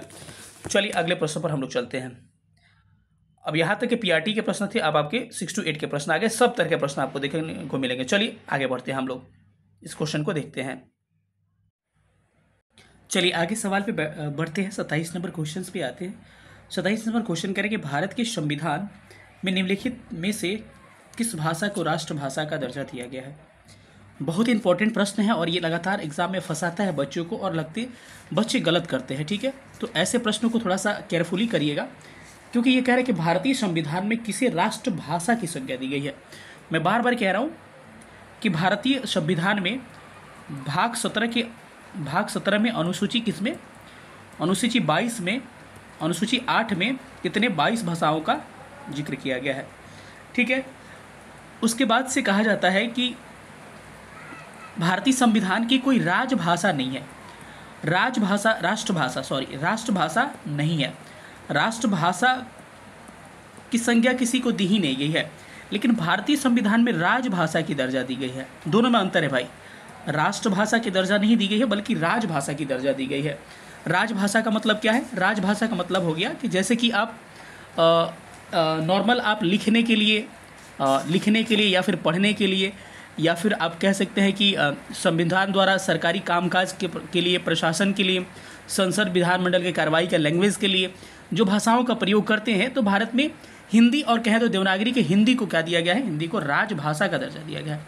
लेकिन ये नहीं याद रखना है कि राष्ट्रभाषा, भारत की कोई राष्ट्रभाषा नहीं है, इस बात को आपको ध्यान में रखनी है। अगर पूछे कि भारतीय संविधान के कितने आर्टिकल से कितने आर्टिकल तक, आर्टिकल 343 से लेकर आर्टिकल 343 से लेकर 351 तक आपको भारतीय संविधान में 351 तक क्या दिया गया है, भाषाओं के बारे में दिया गया है, ठीक है। आप याद रखिए भाग कितना है, भाग 17 है और अनुसूचित 8 है, इसको ध्यान रखिएगा। तो इन सब बातों को ध्यान रखिएगा। अगर कहा जाए कि भारत में 6 क्या है, भारत में 6 आपकी 6 आपकी भारत में क्या है, कहते हैं कि शास्त्रीय भाषा है, ठीक है। तो इसको देख लीजिए 6 कौन कौन, मतलब भारत में शास्त्रीय भाषाओं की संख्या, कोई पूछे शास्त्रीय भाषा की संख्या, तो याद रखिएगा मेरे भाई कि 6 शास्त्रीय भारत की भाषा है। 6 भाषाओं का नाम आप सुन लीजिए बस, तमिल हो गया, संस्कृत नोट करना है तो कर लीजिए, तमिल, संस्कृत, तेलुगु, कन्नड़, मलयालम, उड़िया। तमिल, संस्कृत, तेलुगु, कन्नड़, मलयालम, उड़िया क्या है? ये भाषाएं हैं, याद रखिएगा, जिसको आपको शास्त्रीय भाषा का नाम दिया जाता है। आपको कमेंट करके बताना है कि भारतीय संविधान में कितनी नई भाषाओं को फिर से शास्त्रीय भाषा में जोड़ने की क्या की गई, सिफारिश की गई है। आप कमेंट करके बताइएगा। तो इसमें आंसर क्या होगा? उपयुक्त में से कोई नहीं। किसी भाषा को राष्ट्रभाषा की संज्ञा नहीं दी गई है, लेकिन अगर राजभाषा कहे तो राजभाषा में आप किसको सेलेक्ट कर सकते हैं मेरे भाई? हिंदी को आप राजभाषा के रूप में सेलेक्ट कर सकते हैं। ठीक है, चलिए अगले सवाल पर चलते हैं। अगला सवाल आपको क्या कह रहा है? सवाल नंबर 28 है। 28 नंबर कह रहा है कि भारतीय कैबिनेट में पहली महिला जो थी वो कौन थी? उनका नाम था, ये सबको ही जानता है, आसान सा प्रश्न है कि राजकुमारी अमृता कौर जो है कैबिनेट में पहली महिला मंत्री गई थी। तो आप ध्यान रख सकते, कैबिनेट मंत्री जो बने थी। सरोजिनी नायडू क्या है? भारत की पहली राज्यपाल बनी थी। और राज्यपाल कहाँ की भाई? ये राज्यपाल कहाँ की है? ये सरोजिनी नायडू उत्तर प्रदेश की है। सरोजिनी नायडू की बात किया जाए तो सरोजिनी नायडू आप भारत में कानपुर जो अधिवेशन हुआ था कांग्रेस का, आईएनसी का, कब हुआ था भाई? 1925 में। उसकी क्या थी? महिला अध्यक्ष थी। और कहा जाता है कि प्रथम भारतीय महिला अध्यक्ष बनी थी भारतीय राष्ट्रीय कांग्रेस की, मतलब कि भारतीय महिला। लेकिन पहली महिला की बात किया जाए तो 1917 में एनी बेसेंट बनी थी। कहाँ पर? कोलकाता अधिवेशन में। इन सब बातों को आप ध्यान रख सकते हैं। भारत की पहली महिला राष्ट्रपति कौन बनी थी भाई? प्रतिभा देवी सिंह पाटिल बनी थी। वही भारत की पहली महिला प्रधानमंत्री इंदिरा गांधी बनी थी। आप इनको ध्यान रखिएगा। चलिए अगले सवाल पे हम लोग चलते हैं। कह रहे कि स्वतंत्र पार्टी के संस्थापक कौन थे? तो सिंपल सी बात है कि स्वतंत्र पार्टी के संस्थापक आपको सी राजागोपालाचारी साहब थे। अब इनके बारे में और ख़ास बात अगर जानना चाहें तो इन्होंने 1959 में किसकी स्थापना की थी? स्वतंत्र पार्टी की स्थापना की थी। इसके अलावा बात किया जाए इनके बारे में और कुछ तो ये उनको भारतीय राष्ट्रीय कांग्रेस के कहा जाता है कि भारत के जो अंतिम गवर्नर जनरल कहा जाते हैं। अंतिम गवर्नर जनरल कौन थे? सी राजागोपालाचारी थे। इनको ऑलरेडी मैं पढ़ा चुका हूँ गवर्नर जनरल वाले वीडियो में। इसके अलावा 1954 में इनको क्या मिला था? 1954 में इनको सर्वोच्च सम्मान जो है भारत रत्न प्राप्त हुआ था। कई लोगों को प्राप्त हुआ था, जिसमें ये भी क्या थे? शामिल थे। 1954 में, इनको ध्यान रखिएगा। सुभाष चंद्र बोस के बारे में जानते हैं कि 1938 हरिपुरा और 1939 त्रिपुरी अधिवेशन के अध्यक्ष थे। त्रिपुरी में इनका विवाद होता है किससे? पटाभी सीतारामैया से। और ये त्यागपत्र देके राजेंद्र प्रसाद को फिर बनाया जाता है अध्यक्ष। और पूछा जाता है ये हरिपुरा कहाँ है भाई? गुजरात में है। और ये त्रिपुरी कहाँ है भाई? मध्य प्रदेश में है। इनको सारा ध्यान रखिएगा। सुभाष चंद्र बोस ही ने ही 1939 में फॉरवर्ड ब्लॉक की स्थापना की थी। और सुभाष चंद्र बोस ने ही 1943 में आपको आज़ाद हिंद फौज की गठन किया था। तो इनका 21 अक्टूबर 1943 को, इसका ध्यान रखिएगा। सुभाष चंद्र बोस ने ही कहा था कि तुम मुझे खून दो, मैं तुम्हें आज़ादी दूंगा। इसके अलावा सुभाष चंद्र बोस का ही एक पुस्तक है इंडिया स्ट्रगल, इसको ध्यान रख सकते हैं। चित्तरंजन दास के बारे में बहुत सारे जानते हैं, इनको सीआर दास भी कहते हैं। ठीक है, तो इनको थोड़ा सा ध्यान रखिएगा। स्वराज पार्टी में चित्तरंजन दास की महत्वपूर्ण भूमिका रहती है। चलिए अगले क्वेश्चन पर चलते हैं। अगला प्रश्न कह रहे हैं कि राष्ट्र निर्माण के आधारभूत दृष्टिकोण में क्या शामिल नहीं है? यानी किसी राष्ट्र को मिलाना है, बनाना है, तो मतलब उसका आधारभूत क्या चीज़ें होना चाहिए। कह रहे नीति निर्माण में क्षेत्रीय मुद्दों को पर्याप्त ध्यान देना। कह रहे क्या नहीं है? कह रहा है तो क्षेत्रीय मुद्दों को ध्यान देना, विभिन्न संस्कृतियों को विशिष्टताओं को छोड़े बिना संयुक्त सामाजिक जीवन, क्षेत्रीय आकांक्षाओं की राजनीति अभिव्यक्ति की राष्ट्र विरोधी मानना। ये क्या है? कह रहे कि इस राष्ट्र निर्माण के आधारभूत दृष्टिकोण में क्या शामिल नहीं है? तो इसमें ऑप्शन सी शामिल नहीं है। ऑप्शन सी शामिल इसलिए नहीं है कि आपका क्षेत्रवाद या फिर जातिवाद या भाषावाद, इसके अलावा असमानता, विषमता, ये सब क्या करते हैं? राष्ट्र को तोड़ता है। यानी कि आपको क्षेत्र से लगाव हो जाएगा, अपने क्षेत्र के अलावा कहिए क्या ये बिहारी हैं, नहीं कहता लोग कि हम पंजाबी हैं। तो क्षेत्र का लगाव होगा तो कहीं ना कहीं कहा जाता है कि भारत एक संघ है, यानी कई राज्यों से मिलकर बना हुआ है। तो यहाँ पर संघ खतरे में आ जाती है। तो ऑप्शन इसका सी करेक्ट होने वाला। अगले प्रश्न पर हम लोग चलते हैं। करें संविधान सभा ने संविधान को अंगीकृत किया था। अब इसके लिए बड़ा बच्चे परेशान रहते हैं, लेकिन सारा परेशानी मैं आपको दूर कर दूंगा। ध्यान रखिए, जब भी कहे अंगीकृत किया गया, स्वीकारा गया और क्या गया, अधिनियमित किया गया, कुछ भी टर्म दे तो आपका आंसर होगा 26 नवंबर 1949। लेकिन एक टर्म दे बस लागू करना। लागू करना जब लिखे तो लिख देना 26 जनवरी 1950। इसको छोड़ के जो भी टर्म दे, जो भी, सबका आंसर 26 नवंबर 1949 होगा। याद रखिएगा साथियों कि संविधान सभा की जो फर्स्ट बैठक हुई थी वो 9 दिसंबर 1946 को होती है, और इसके जो पहले अध्यक्ष बनते हैं, जो कि अस्थायी अध्यक्ष होते हैं, कौन होते हैं? डॉक्टर सच्चिदानंद सिन्हा होते हैं। ठीक है। अगर बात की जाए इसके पहले उपाध्यक्ष, इसके पहले कहे तो अस्थायी अध्यक्ष कौन? अस्थायी अध्यक्ष राजेंद्र प्रसाद, जो भारत के बाद में प्रथम प्रधानमंत्री बनते हैं, ये अस्थायी अध्यक्ष होते हैं। ठीक है। आगे कहा जाए कि संविधान सभा की जो आपके क्या कहते हैं उपाध्यक्ष कभी कभी पूछ देता है। ठीक है, तो उपाध्यक्ष का भी नाम याद रखिए, कभी कभी उपाध्यक्ष भी पूछ देता है, जैसे आगे के एग्जाम में पूछा है। तो उनका नाम था HC मुखर्जी। HC, दो लोग थे उपाध्यक्ष, HC मुखर्जी और कृष्णामाचारी। HC मुखर्जी और कृष्णामाचारी क्या थे? दोनों उपाध्यक्ष, दो लोगों को उपाध्यक्ष बनाया गया था संविधान सभा का। इस बात को आपको ध्यान रखना है। ठीक है। इसके अलावा भी कई बातें आपसे पूछा जाता है। उद्देश्य प्रस्ताव। उद्देश्य प्रस्ताव का मतलब कि प्रस्तावना को प्रथम बार कब पेश किया जाता है? आपको 13 दिसंबर 1946 को उद्देश्य प्रस्ताव पेश किया जाता है। किसके द्वारा? आपको उद्देश्य प्रस्ताव पेश किया जाता है पंडित जवाहरलाल नेहरू के द्वारा।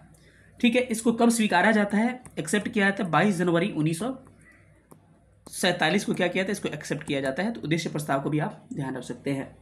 ठीक है। इसके अलावा एक प्रारूप समिति थी। प्रारूप समिति से भी आपको सवाल पूछे जाते हैं कि प्रारूप समिति के कौन मेंबर नहीं है, कौन है। तो इसके बारे में भी थोड़ा सा एक बार देख लीजिए, नहीं तो आपको चीज़ें खराब हो जाएंगी। पहली बात, प्रारूप समिति। ठीक है। प्रारूप समिति पूछा जाए कि प्रारूप समिति का गठन कब किया गया था, तो 29 अगस्त 1947 को प्रारूप समिति का गठन किया गया था। और इस समिति में 7 मेंबर थे। इस समिति में कितना मेंबर थे भाई? 7 मेंबर थे। सातों मेंबर का नाम याद रखिएगा, क्योंकि पूछता है कि प्रारूप समिति में कौन शामिल नहीं था। प्रारूप समिति के अध्यक्ष कौन होते हैं? BR Ambedkar, doctor BR Ambedkar, याद रखिएगा। अब कई बार पूछता है कि BR अम्बेडकर को छोड़ के कितने मेंबर, तो क्वेश्चन ध्यान से पढ़ लीजिए। 6 मेंबर, 6 और प्लस एक अध्यक्ष, 7 मेंबर। याद रखिएगा साथियों कि पहला मेंबर थे डॉक्टर BR अम्बेडकर, दूसरा गोपाला स्वामी अयंगर, तीसरा अलादी कृष्ण स्वामी अय्यर, चौथा डॉक्टर KM मुंशी, सैयद मोहम्मद सादतुल्ला, पांचवा AN माधव राव, जिनको क्या कहते हैं NM राव कहा जाता है। ये थे TB कृष्णाचारी, वही कृष्णाचारी जो कि संविधान के उपाध्यक्ष थे। दोबारा नाम सुन लीजिएगा, अम्बेडकर, गोपाला स्वामी अयंकर, अलादी कृष्ण स्वामी, KM Munshi, Syed Mohammad Saadatullah, MN Roy, TB Krishnamachari क्या थे? इस संविधान के प्रारूप समिति के क्या थे? आपके मेंबर थे, 7 मेंबर। यहाँ से खूब सवाल पूछा जाता है। ठीक है। तो इसको थोड़ा सा ध्यान रखिएगा। एक बार पूछा था संवैधानिक सलाहकार भारत के कौन थे? संविधान सभा में संवैधानिक सलाहकार कौन थे, ये भी सवाल पूछा गया है। तो याद रखिए BN राव, MN राव मत मारिएगा, BN राव। आपके एग्जाम में पूछा है आपको, BN राव को संवैधानिक सलाहकार कहा जाता है। तो इन सब बातों को आपको थोड़ा सा ध्यान रखना है। अच्छा, संविधान को बनने में कितना समय लगा था यार? 2 साल 11 महीना और 18 दिन लगा था। इसको ध्यान रखें, 2 साल 11 महीना 18 दिन लगा था। तो इन सारे प्रश्नों को आप ध्यान रख सकते हैं।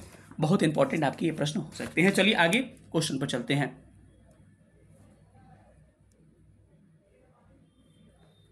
अगला प्रश्न है, प्रश्न संख्या 32 है। कह रहा है कि इसमें से कौन संविधान सभा के उपाध्यक्ष थे? आ गया ना, कह रहा हूं कि तुरंत आ जाएगा। इसमें HC मुखर्जी क्या थे? संविधान सभा के उपाध्यक्ष थे। इनके अलावा एक और व्यक्ति थे जिनका नाम आपको मैंने अभी बताया, क्या था उनका नाम? VT कृष्णाचारी इनका नाम था। और संविधान सभा के पहले अध्यक्ष का नाम क्या था? सच्चिदानंद सिन्हा क्या थे? अभी हमने बताया सच्चिदानंद सिन्हा थे। इसके अलावा इसके ये अस्थायी थे, अस्थायी। और अस्थायी पहले अध्यक्ष कौन बने थे? आपके 13 दिसंबर को कौन बने थे? राजेंद्र प्रसाद बने थे। ठीक है। संविधान को बनाने में 2 साल 11 महीना और 18 दिन का समय लगा था। इसको भी ध्यान रखिए, बार बार BPSC में भी पूछा गया है। चलिए अगले सवाल पे हम लोग चलते हैं। राज्य के नीति निर्देशक तत्व कहाँ से लिया गया है? अरे भाई, मैंने बताया था कि राज्य के, अभी आपको जिन्होंने देखा जाके उसको रिकॉलिंग कर लीजिएगा कि आयरलैंड से क्या लिया गया है? आयरलैंड से राज्य का नीति निर्देशक तत्व जो है आयरलैंड के संविधान से लिया गया है। तो आप क्या हो जाएगा? आयरलैंड करेक्ट आंसर हो जाएगा। तो कभी पूछे नीति निर्देशक तत्व कहाँ से? DPSP आयरलैंड से। आयरलैंड से और क्या आया? राष्ट्रपति का निर्वाचन पद्धति जो है आयरलैंड से आया है। इसके अलावा राज्यसभा में जो अस्थाई मेंबर होते हैं, राज्यसभा में मैं बताया था अस्थाई जो मेंबर नॉमिनेट किए जाते हैं वो किसके द्वारा, राष्ट्रपति के द्वारा, वो भी आयरलैंड से लिया गया है। ब्रिटिश संविधान से मैंने बताया था कि संघीय संसदीय शासन, विधि का शासन और एकल नागरिकता, तीन चीज आपको ब्रिटिश से लिया गया है। कनाडा से मैंने बताया था, कनाडा से लिया गया है सशक्त केंद्र के साथ संघीय व्यवस्था, फेडरल स्ट्रक्चर इंडिया का, अवशिष्ट शक्तियों का केंद्र में निहित होना और सेंटर स्टेट रिलेशन को आपको कनाडा से लिया गया है। बाकी जिन्होंने नहीं देखा है जाके देख लीजिएगा, पीछे के क्वेश्चन में हमने शुरू में ही एक्सप्लेन किया इसको। अगले प्रश्न पर मूव करते हैं। अगला प्रश्न कह रहा है कि निम्नलिखित में से किसका संबंध चुनाव आयोग से है। तो इसमें कुछ अमेंडमेंट दिए गए हैं, तो पूछ रहा है कि किस अमेंडमेंट का संबंध चुनाव आयोग से है। तो आप इसको ध्यान रख सकते हैं कि इस प्रश्न का जवाब आपको क्या हो जाएगा कि अमेंडमेंट नंबर कितना था बाब, 73वां संविधान संशोधन। 73वां संविधान संशोधन था। इसको कहा जाता है कि कहीं ना कहीं इसका संबंध किससे था, चुनाव आयोग से इसका क्या था, संबंध था। और चुनाव आयोग राज्य चुनाव आयोग से संबंध है। क्यों राज्य चुनाव आयोग भाई, क्योंकि राज्य में जो स्थानीय प्रशासन है उसके बारे में इसने कहा था। स्थानीय प्रशासन का मतलब समझिए कि राज्य में जो कहा जाता है ना कि दो चीज़ें होती है। एक तो कहा जाता है कि पंचायती राज व्यवस्था, 73वां संविधान संशोधन 1992, लेकिन अप्लाई हुआ था 93 में, 24 अप्रैल 1993 को, इसलिए पंचायती राज दिवस 24 अप्रैल को मनाया जाता है। तो अमेंडमेंट किया गया और उस समय क्या किया गया, पंचायत नाम दिया गया और पंचायत में एक नया भाग जोड़ा गया संविधान में, भाग 9, मतलब भाग 9 में इसको सम्मिलित किया गया है। अगर अनुसूची पूछा जाए दोस्त तो अनुसूची क्या कहिएगा, अनुसूची 11वीं अनुसूची है और इसमें टोटल सब्जेक्ट कितने हैं, 29 विषय है। वहीं कहा जाए नगर पालिका के बारे में, तो नगर पालिका जो है 74वां अमेंडमेंट है, लगभग वही 1993 ही है भी, और इसमें नगर पालिका के बारे में दिया गया और इसमें कितने सब्जेक्ट है, 18 सब्जेक्ट हैं। ठीक है, तो इसको सारी बातों को आपको ध्यान रखना है। अगर इसका आपसे पूछा जाए कि इसका खंड कौन सा है तो 9A हो जाता है, भाग 9A हो जाता है। लेकिन अनुसूची की बात किया जाए तो इसको 12वीं अनुसूची हो जाती है, इसको ध्यान रखिएगा।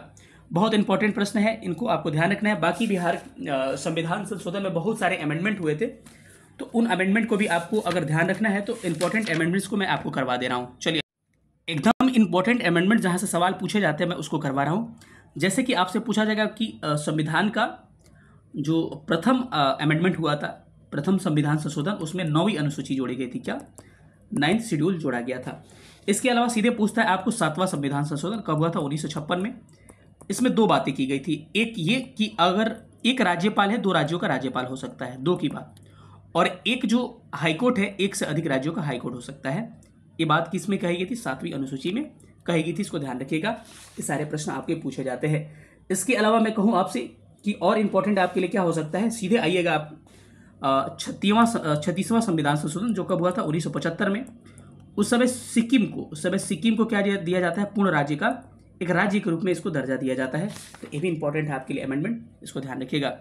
ठीक है, 42 अमेंडमेंट यानी कि 42वां संविधान संशोधन 1976 में होता है और इसको लघु संसद भी कहा जाता है क्योंकि इतना अमेंडमेंट में इसमें किया गया है। क्या क्या इसमें किया जाता है, याद रखिएगा भाई कि 3 शब्द जोड़े जाते हैं उद्देशिका में यानी कि प्रस्तावना में, क्या, समाजवादी, धर्मनिरपेक्ष और अखंडता, ये 3 शब्द जोड़े जाते हैं। इसके अलावा मौलिक कर्तव्य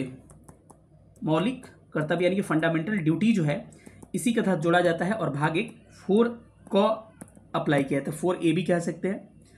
इसके अलावा कह सकते हैं कि जैसे कि 5 विषय को राज्य सूची से समवर्ती सूची में डाला जाता है। उस 5 विषय का नाम क्या है था, उस 5 विषय का नाम याद रखिएगा, तो याद रखिएगा शिक्षा 1 क्या हो जाएगा, शिक्षा, उसके अलावा शिक्षा हो गया, उसके अलावा वन हो गया, वन्य जीव हो गए,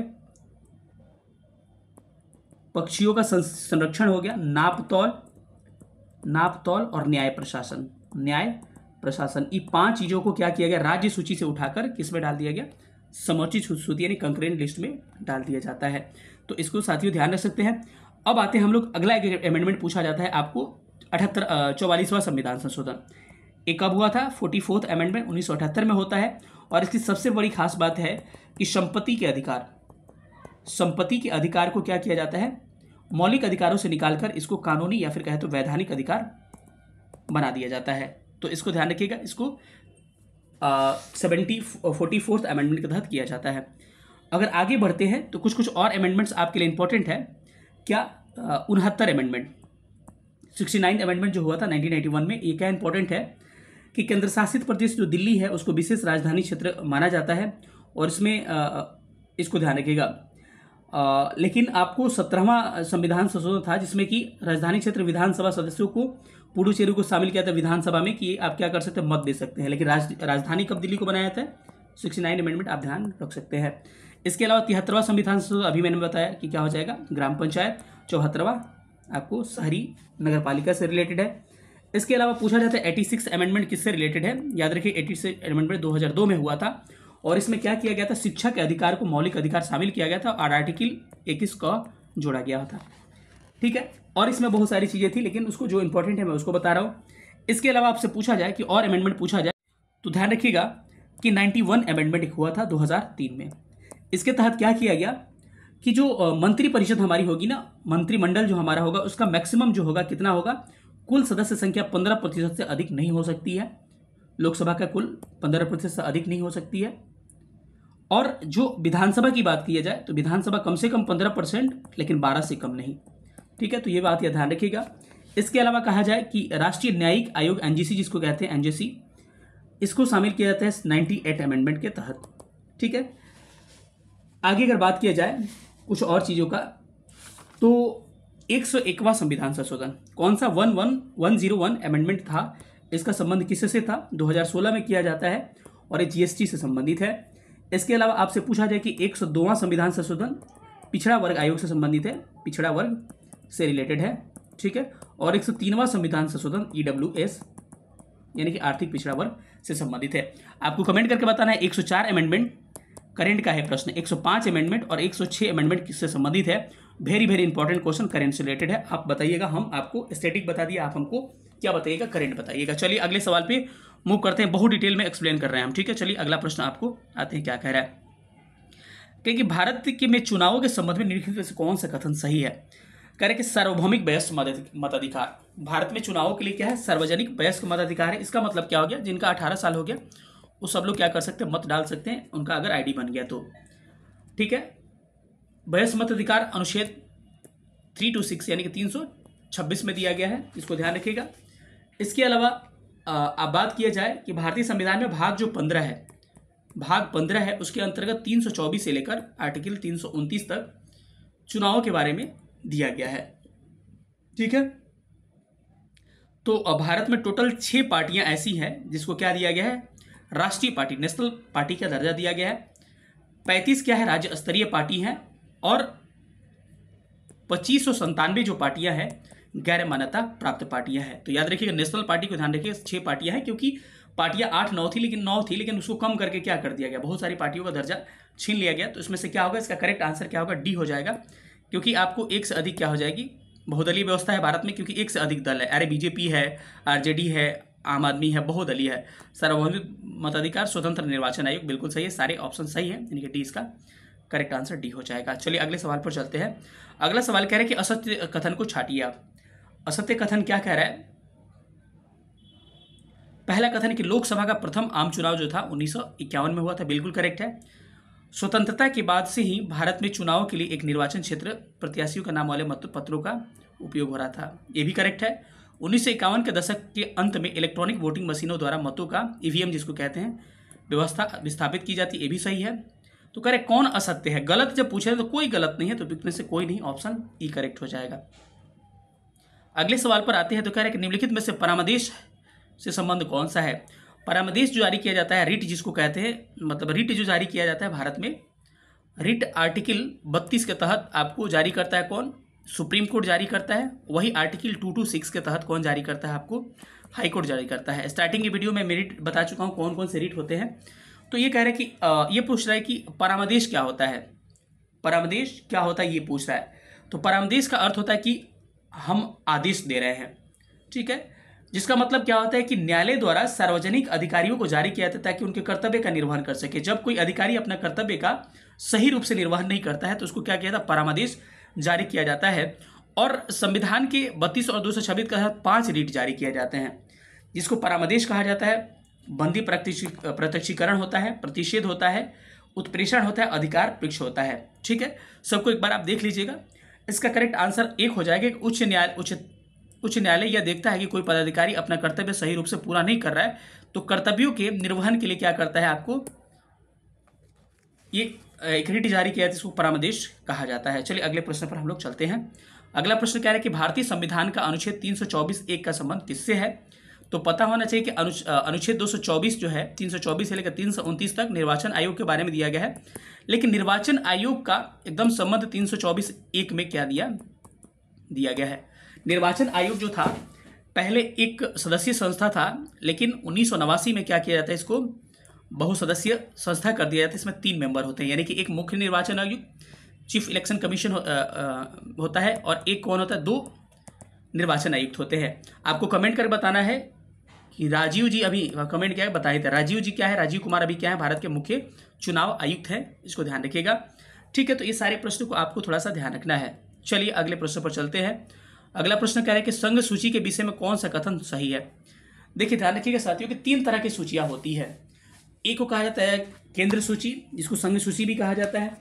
दूसरे को कहते हैं हम लोग राज्य सूची, और तीसरे को कहते हैं क्या, समवर्ती सूची। और एक अवशिष्ट सूची भी होता है, उसको हम लोग कंसिडर नहीं करेंगे। लेकिन ये 3 तरह की सूचियां होती है, और 3 तरह की सूचियों में विषय शामिल किए जाते हैं। किस सूची में कितने विषय शामिल किए जाते हैं? जो केंद्र सूची है उसके तहत 97 विषय शामिल किए जाते हैं संघ, लेकिन ये बदलता भी रहता है। लेकिन ये सेंटर वाले हो गए। स्टेट राज्य सूची में कितने विषय हैं भाई? 66 विषय है परमानेंट, लेकिन इसमें ऊपर नीचे होते रहते हैं। वही समवर्ती सूची में 47 विषयों को शामिल किया गया है। सारे विषयों को याद कर लीजिए किसमें कौन कौन से विषय हैं, जैसे कि आपसे एकदम मैं अपने नोट से बोल रहा हूँ क्योंकि आपको ज़्यादा सही लगे। केंद्र सूची में कौन कौन सी या संघ सूची में कौन कौन से 97 विषय, उसमें से क्या क्या एग्जाम में पूछा जाता है, उसको थोड़ा सा नोट कर लीजिए। Very very very important.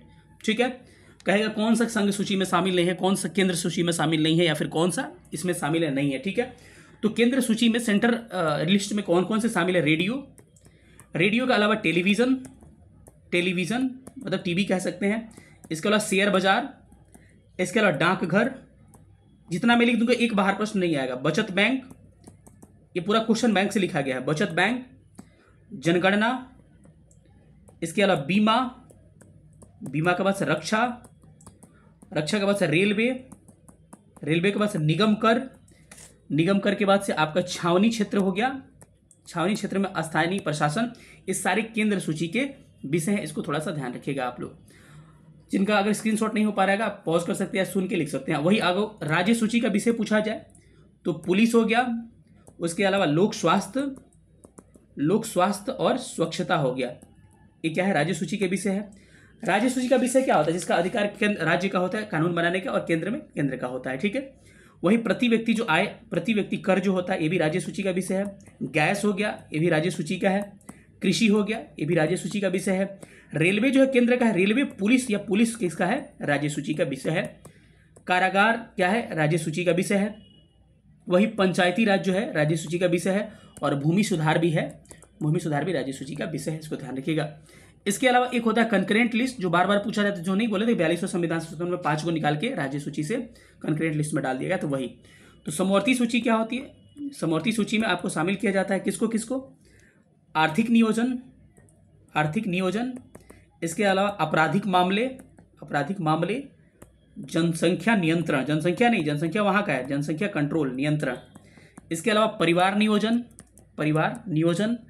इसके अलावा शिक्षा, जिसको शामिल किया था नहीं बताया कि शामिल किया गया, शिक्षा, वन, इसके अलावा दंड प्रक्रिया, उसके बाद से विवाह विच्छेद, जिसको तलाक कहते हैं, विवाह विच्छेद तलाक कह सकते हैं, गोद लेना, ये सारा क्या है? सब लिखते चलेगा, अगर नहीं दिख रहा होगा तब भी कोई बात नहीं। इसका करेक्ट आंसर जो होगा, क्या होगा करेक्ट आंसर, इसको हम बता रहे हैं कि इसमें से कौन सा जो विषय है, आपको क्या पूछा था कि थोड़ा सा क्वेश्चन पढ़ लेते हैं कि संघीय सूची में विषय में कौन सा कथन असत्य है, मतलब ये कौन सा कथन सही नहीं है, ये पूछ रहा है, सही है ये नहीं पूछ रहा है। तो पहला स्टेटमेंट कह रहा है कि संघ सूची में प्रतिरक्षा, मतलब कि सेंटर लिस्ट में प्रतिरक्षा होता है, बिल्कुल रक्षा होता है, विदेशी मामले होते हैं, बैंकिंग होते हैं, राष्ट्रीय महत्व की चीज़ें होती है। ये क्या है? आपको करेक्ट है। देश के लिए इन मामलों में एक तरह की नीतियाँ आवश्यक है, इसे कारण इन विषयों को संघ सूची में डाला गया है, बिल्कुल सही है। संघ सूची में वर्णित विषयों के बारे में कानून बनाने का अधिकार केंद्र के पास होता है, ये भी सही है, यानी कि सब सही है, यानी कि उपयुक्त में से एक कोई नहीं इसमें इनकरेक्ट नहीं है। तो ये क्या हो जाएगा? डी हो जाएगा, ई हो जाएगा। ठीक है, अगले सवाल पे आते हैं। अगला सवाल कह रहे हैं कि किस राज्य में पहली बार गैर कांग्रेसी सरकार बनी थी। तो बड़ा इंपॉर्टेंट है सवाल, देखिए आज़ादी के बाद वाला भी पूछ रहा है आपसे। तो केरला में प्रथम बार आपको कब पूछा जाए साथियों, तो आप याद रखिएगा कि 1957 में। देखिए 1900 आज़ादी के बाद 1957 के बाद प्रत्येक राज्य में और केंद्र में तो लगातार चलता रहा 1977 तक, लेकिन केंद्र में, राज्यों में भी कांग्रेसी सरकार थी। कौन सी सरकार मेरे साथियों? कांग्रेसी सरकार। लेकिन प्रथम बार गैर कांग्रेसी सरकार बनती है कहाँ पर? केरल में। अब बताइए केरल में अब कांग्रेस हट ही नहीं रहा है, और प्रथम बार गैर कांग्रेसी सरकार कहाँ बनी थी? केरल में 1957 में बनी थी। और किस पार्टी के द्वारा पूछ रहे तो कम्युनिस्ट पार्टी के द्वारा। किस पार्टी के द्वारा? कम्युनिस्ट पार्टी के द्वारा इस सरकार को बनाई जाती है। और उसमें जो मुख्यमंत्री बनते हैं उनका भी नाम याद रखिएगा, उनका नाम था नंबूदरी पाद उनका नाम था। ठीक है। इसके अलावा अगर पूछा जाए कि प्रथम गैर कांग्रेसी प्रधानमंत्री कौन बने थे 1977 में, आपको पता होगा मोरारजी देसाई बने थे। इन सब बातों को आपको ध्यान रखना है, बहुत इंपॉर्टेंट है आपके एग्जाम के लिए। इसका आंसर क्या हो जाएगा? इसका करेक्ट आंसर हो जाएगा केरल इज करेक्ट आंसर। आधारभूत संरचना सिद्धांत के विषय में कौन सा कथन सही है? आधारभूत संरचना समझ रहे हो, जिसको कहते हैं बेसिक स्ट्रक्चर। अब दोस्तों समझना है कि बेसिक स्ट्रक्चर होता क्या है। जैसे कहा गया है हमारे संविधान विशेषज्ञों द्वारा कि संविधान में कुछ ऐसी चीजें हैं जिसकी बदलाव हम कभी भी नहीं कर सकते हैं। क्या समझा आपने? संविधान में कुछ ऐसी चीजें हैं जिसका बदलाव हम संविधान में कभी भी नहीं कर सकते हैं। उन चीजों को कहा गया बेसिक स्ट्रक्चर। मतलब कि बेसिक स्ट्रक्चर मतलब न्यू है, इसको नहीं बदला जा सकता है, यानी कि संविधान संशोधन अमेंडमेंट के द्वारा भी नहीं बदला जा सकता है। तो ये पहली बार बेसिक स्ट्रक्चर का मामला आया कब था, ये आपसे पूछ दिया जाए। याद रखिए 24 अप्रैल 1973 को। कौन सा मामला था भाई? केशवा भारती बनाम केस था इसका, केशवा भारती बनाम केरल राज्य वर्सेस केरल राज्य। इस मामले में संविधान के बेसिक स्ट्रक्चर की बात किया जाता है, और इसमें कुछ चीज़ों को बेसिक स्ट्रक्चर कहा जाता है जिसका बदलाव नहीं किया जा सकता। जैसे कि पहला, संविधान की सर्वोच्चता, लोकतांत्रिक और गणतंत्रात्मक सरकार दूसरा, शक्तियों का विभाजन तीसरा, कमजोर वर्गों का सुरक्षा चौथा, मौलिक अधिकार पांचवा, धर्मनिरपेक्षता छठवां, इसके अलावा स्वतंत्रता और निष्पक्ष न्यायपालिका सातवां, और संघीय ढांचा फेडरल स्ट्रक्चर आठवां। तो इन विषयों को कहा जाता है बेसिक स्ट्रक्चर, और कोई आज तक बेसिक स्ट्रक्चर को डिफाइन नहीं कर पाया है। और इसमें क्या होगा, एक भारतीय न्यायिक सिद्धांत, यह सिद्धांत केशवनाथ भारतीय न्यायालय पर दिया गया, बिल्कुल सर। यह सिद्धांत संवैधानिक संशोधन पर लागू है, यानी क्या होगा, उपयुक्त में से एक से अधिक, यानी कि इन चीजों का संवैधानिक संशोधन ना के बराबर किया जा सकता है। ठीक है। आपसे ये भी पूछ सकता है क्वेश्चन में कि गोलकनाथ जो केस है वो कब आया था। तो याद रखिएगा मेरे भाई कि गोलकनाथ केस है 1967 में हुआ था, और 1980 में एक केस हुआ था जिसको मिनर्वा मिल्स केस कहते हैं। गोलकनाथ इसको हुआ था 1967 में, लेकिन मिनर्वा मिल केस जो था आपको 1980 में। आप डिटेल में नहीं कर सकते क्योंकि समय कम है, कितना हम डिटेल में करें। अगले प्रश्न पर आते हैं। अगला प्रश्न कह रहा है कि भारत के नियोजित विकास मॉडल के संबंध में कौन सा कथन गलत है। नियोजित विकास मॉडल समझ रहे हो कि भारत का जो है, जैसे कि प्लानिंग कमीशन वगैरह लागू हुआ, तो उसके बारे में कह रहा है कि ये मॉडल जो है कहाँ से लिया गया था, यूएसएसआर से लिया गया था। बिल्कुल सही है। कौन गलत है कह रहा है ना, यूएसएसआर से लिया गया था, यानी कि रसिया से हमारा समाजवादी संरचना से हमको क्या लिया गया था, नियोजित मॉडल लिया गया था। प्रथम पंचवर्षीय योजना के दस्तावेज 1951 में जारी किया गया था, ये भी करेक्ट है। लेकिन कह रहा है पीसी महालोइस जो प्रथम पंचवर्षीय योजना के वास्तुकार थे, बिल्कुल गलत है। ये किसके थे भाई? सेकंड पंचवर्षीय योजना जो थी उसके वास्तुकार थे 1956 वाले का, ना कि प्रथम का। फिर फर्स्ट 5 ईयर प्लान के वास्तुकार किसे माना जाता है? तो हेरार डोमर मॉडल कहा जाता है। ठीक है। कुछ पंचवर्षीय योजना को देख लेते हैं जहां से एग्जाम में सवाल बनते हैं, तो इसको ध्यान रखिएगा। चलिए आते हैं, थोड़ा सा देख लेते हैं। यहाँ पर मुझे थोड़ा सा स्पेस की कमी मिल रही साथी, बहुत प्रॉब्लम होता है, क्या करिएगा आप, मेरी मजबूरी नहीं समझ सकते हैं। तो इसको बस टिक करके निकलते हैं। अगले पेज पे हम बताते हैं कि क्या क्या ये सब चीज़ें पंचवर्षीय योजना थी, क्योंकि आपके एग्जाम में पूछता है 5 ईयर प्लान से सवाल। तो इसके वास्तुकार पीसी महालोइस ना होकर हेरार डोमर थे। ध्यान रखिएगा, ये क्या होगा, इनकरेक्ट हो जाएगा ऑप्शन सी इसका। अगले प्रश्न में हम इसको पंचवर्षीय योजना को हम लोग क्लियर कर लेंगे। पहले इस क्वेश्चन को क्लियर कर लेते हैं जिसमें हम लोग आए हैं। ये कह रहा है, प्रश्न कह रहा है कि आपको संविधान के अनुसार संघीय निकाय कहा जाता है किसको?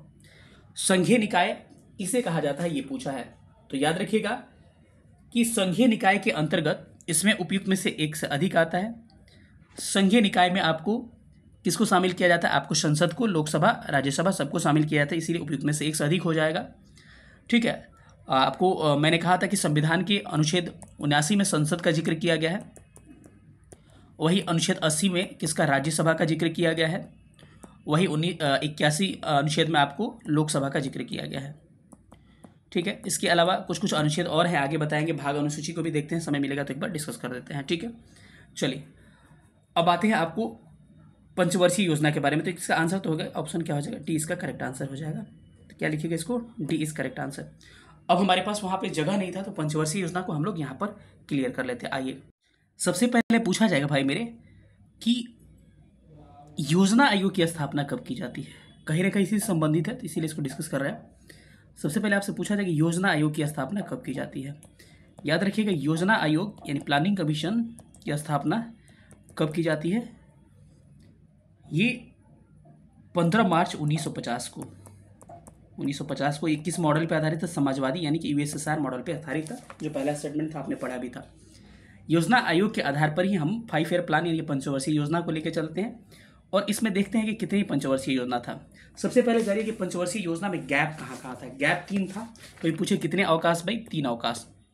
तीनों अवकाश को नोट कर लीजिएगा। एक अवकाश था आपका 1966 से लेकर 69 तक। दूसरा अवकाश था 1978 से लेकर 80 तक। और तीसरा अवकाश था 1990 से लेकर 92 तक। तो ये तीनों अवकाश याद रखना। पूछेगा कि पंचवर्षीय योजना में अवकाश कितनी, यानी गैप कितना है? 3 है। सब गैप का कारण था, अब हर चीज़ डिटेल यहाँ पर नहीं हो पाएगा। 3 गैप था। और इसी गैप में एक बार पूछा जाता है कि रोलिंग प्लान यानी कि अनवरत योजना गुरनार मिल्डर के द्वारा लाया जाता है कब? 1978 में। तो इसको ध्यान रखिएगा, रोलिंग प्लान। अब सारे पंचवर्षीय योजना को जब नोट करिएगा तो 1966-69 को छोड़ के, 80-82 को छोड़ के, 90-92 को छोड़ के सारे पंचवर्षीय योजना आपके आ जाएंगे। चलिए हम लोग देखते हैं कि कौन कौन आएगा। सारी पंचवर्षीय योजना का मॉडल भी आपके लिए इंपॉर्टेंट नहीं है। जैसे कि आपको कहें फर्स्ट 5 ईयर प्लान कब से कब तक था, तो पहला 1951 से लेकर 1956 तक था। सेकेंड पूछा जाए कब से था, तो 1961 से लेकर 1956 से लेकर 61 तक था।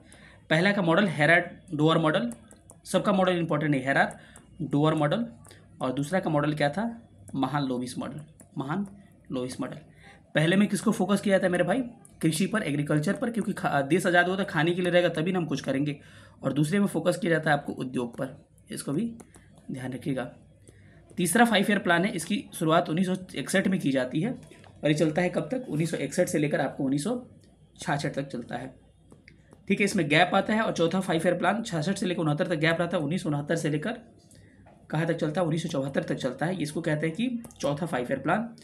पांचवा चलता है 1974 से लेकर 1978 तक। एक साल पहले इसको खत्म कर दिया जाता है। ध्यान रखिए, तो पूछता है कौन सा 5 ईयर प्लान एक साल पहले, तो पांचवा। डीपी धर मॉडल पे आधारित था ये, डीपी धर मॉडल पे। थोड़ा सा और आगे बढ़ते हैं अगर, तो छठा 5 ईयर जो प्लान था आपका 1978 से लेकर कहाँ तक था? बीच में अनवरत मॉडल आया, तो 78 से 80 तक रोलिंग मॉडल आया, अनवरत मॉडल आया गुरनार मिडल के, यानी रोलिंग प्लान भी कहते हैं इसको, गुरनार मिडल जो था इसके निर्देशन में। और छठा जो था 1980 से लेकर 78 से 80 गैप, 1980 से लेकर कब तक? 85 तक चला। और इसी में कहा गया गरीबी उन्मूलन। ठीक है, तो ध्यान रखिए, गरीबी उन्मूलन किसमें? इसमें कहा गया था। सातवां 5 ईयर प्लान पूछे आपसे, तो सातवां चला था आपको 1985 से लेकर 90 तक, फिर 90 से 92 गैप, और आठवां फिर 92 से लेकर कहाँ तक? 97 तक। फिर नौवां 5 ईयर प्लान आपका 1992 से 97 तक ही हो गया। नौवां आपका 97 से 2002 तक चलता है। और 10वां 2002 से 7 तक चलता है। 11वां 2007 से लेके 12 तक चलता है। और 12वां 2012 से लेकर 17 तक चलता है प्लान। लेकिन इसके बीच में ही आपको 15 अगस्त 2014 को घोषणा कर दिया गया, इसको ख़त्म कर दिया जाता है। किसको? प्लानिंग कमीशन को, यानी योजना आयोग को। और 1 जनवरी 2015 को नीति आयोग का गठन किया जाता है। ठीक है, तो पूछा है नीति आयोग का गठन कब? 1 जनवरी 2015 को। और दोनों गैर संवैधानिक संस्था है, यानी कि संविधान में इनका जिक्र बिल्कुल नहीं है। तो इन सब बातों को ध्यान रखिएगा। और कुछ कुछ पूछा जाता है, जैसे कि आपसे पूछा जाएगा मानव संसाधन का विकास किस योजना का मकसद था भाई? मानव संसाधन का विकास, मानव संसाधन 8वीं पंचवर्षीय योजना का क्या था? मकसद था। वही बात किया जाए 9वीं पंचवर्षीय योजना का न्यायपूर्ण वितरण, 9 से न्याय, 9 से न्यायपूर्ण वितरण किसका था भाई? 9वीं पंचवर्षीय योजना का था। अगर 10वां का पूछा है, 10वां का आपका बिल्कुल इंपॉर्टेंट नहीं है, लेकिन 11 का इंपॉर्टेंट है। 11 का क्या कहा जाता है कि समावेशी विकास। 11 वाला याद रखिएगा, पूछेगा समावेशी विकास किस में था भाई? तीव्रतम समावेशी विकास आपका 9वां में था, और 11 में था, और 12 में क्या था? समावेशी विकास के साथ धारणीय और संपोषणीय विकास। समावेशी विकास तो था ही, इसके साथ धारणीय और संपोषणीय विकास भी था। तो धारणीय संपोषणीय 11 में, लेकिन आपको समावेशी किस में? 11 में, लेकिन 9वां में 9 से न्याय हुआ, 9 से न्यायपूर्ण वितरण। आपको इसमें क्या था? मानव संसाधन का विकास था आपको 8वां में। इतना याद रखिए, पंचवर्षीय योजना से बहुत मैंने डिटेल में एक्सप्लेन कर दिया। चलिए अगले क्वेश्चन पर चलते हैं। अगला प्रश्न कह रहा है साथियों कि निम्नलिखित में से संसद के अंतर्गत कौन कौन आता है?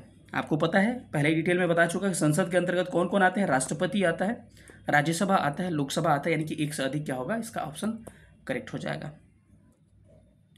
अगला प्रश्न है कि 1990 के पश्चात भारतीय राजनीतिक युग के विषय में निम्नलिखित में से कौन सा कथन सही है?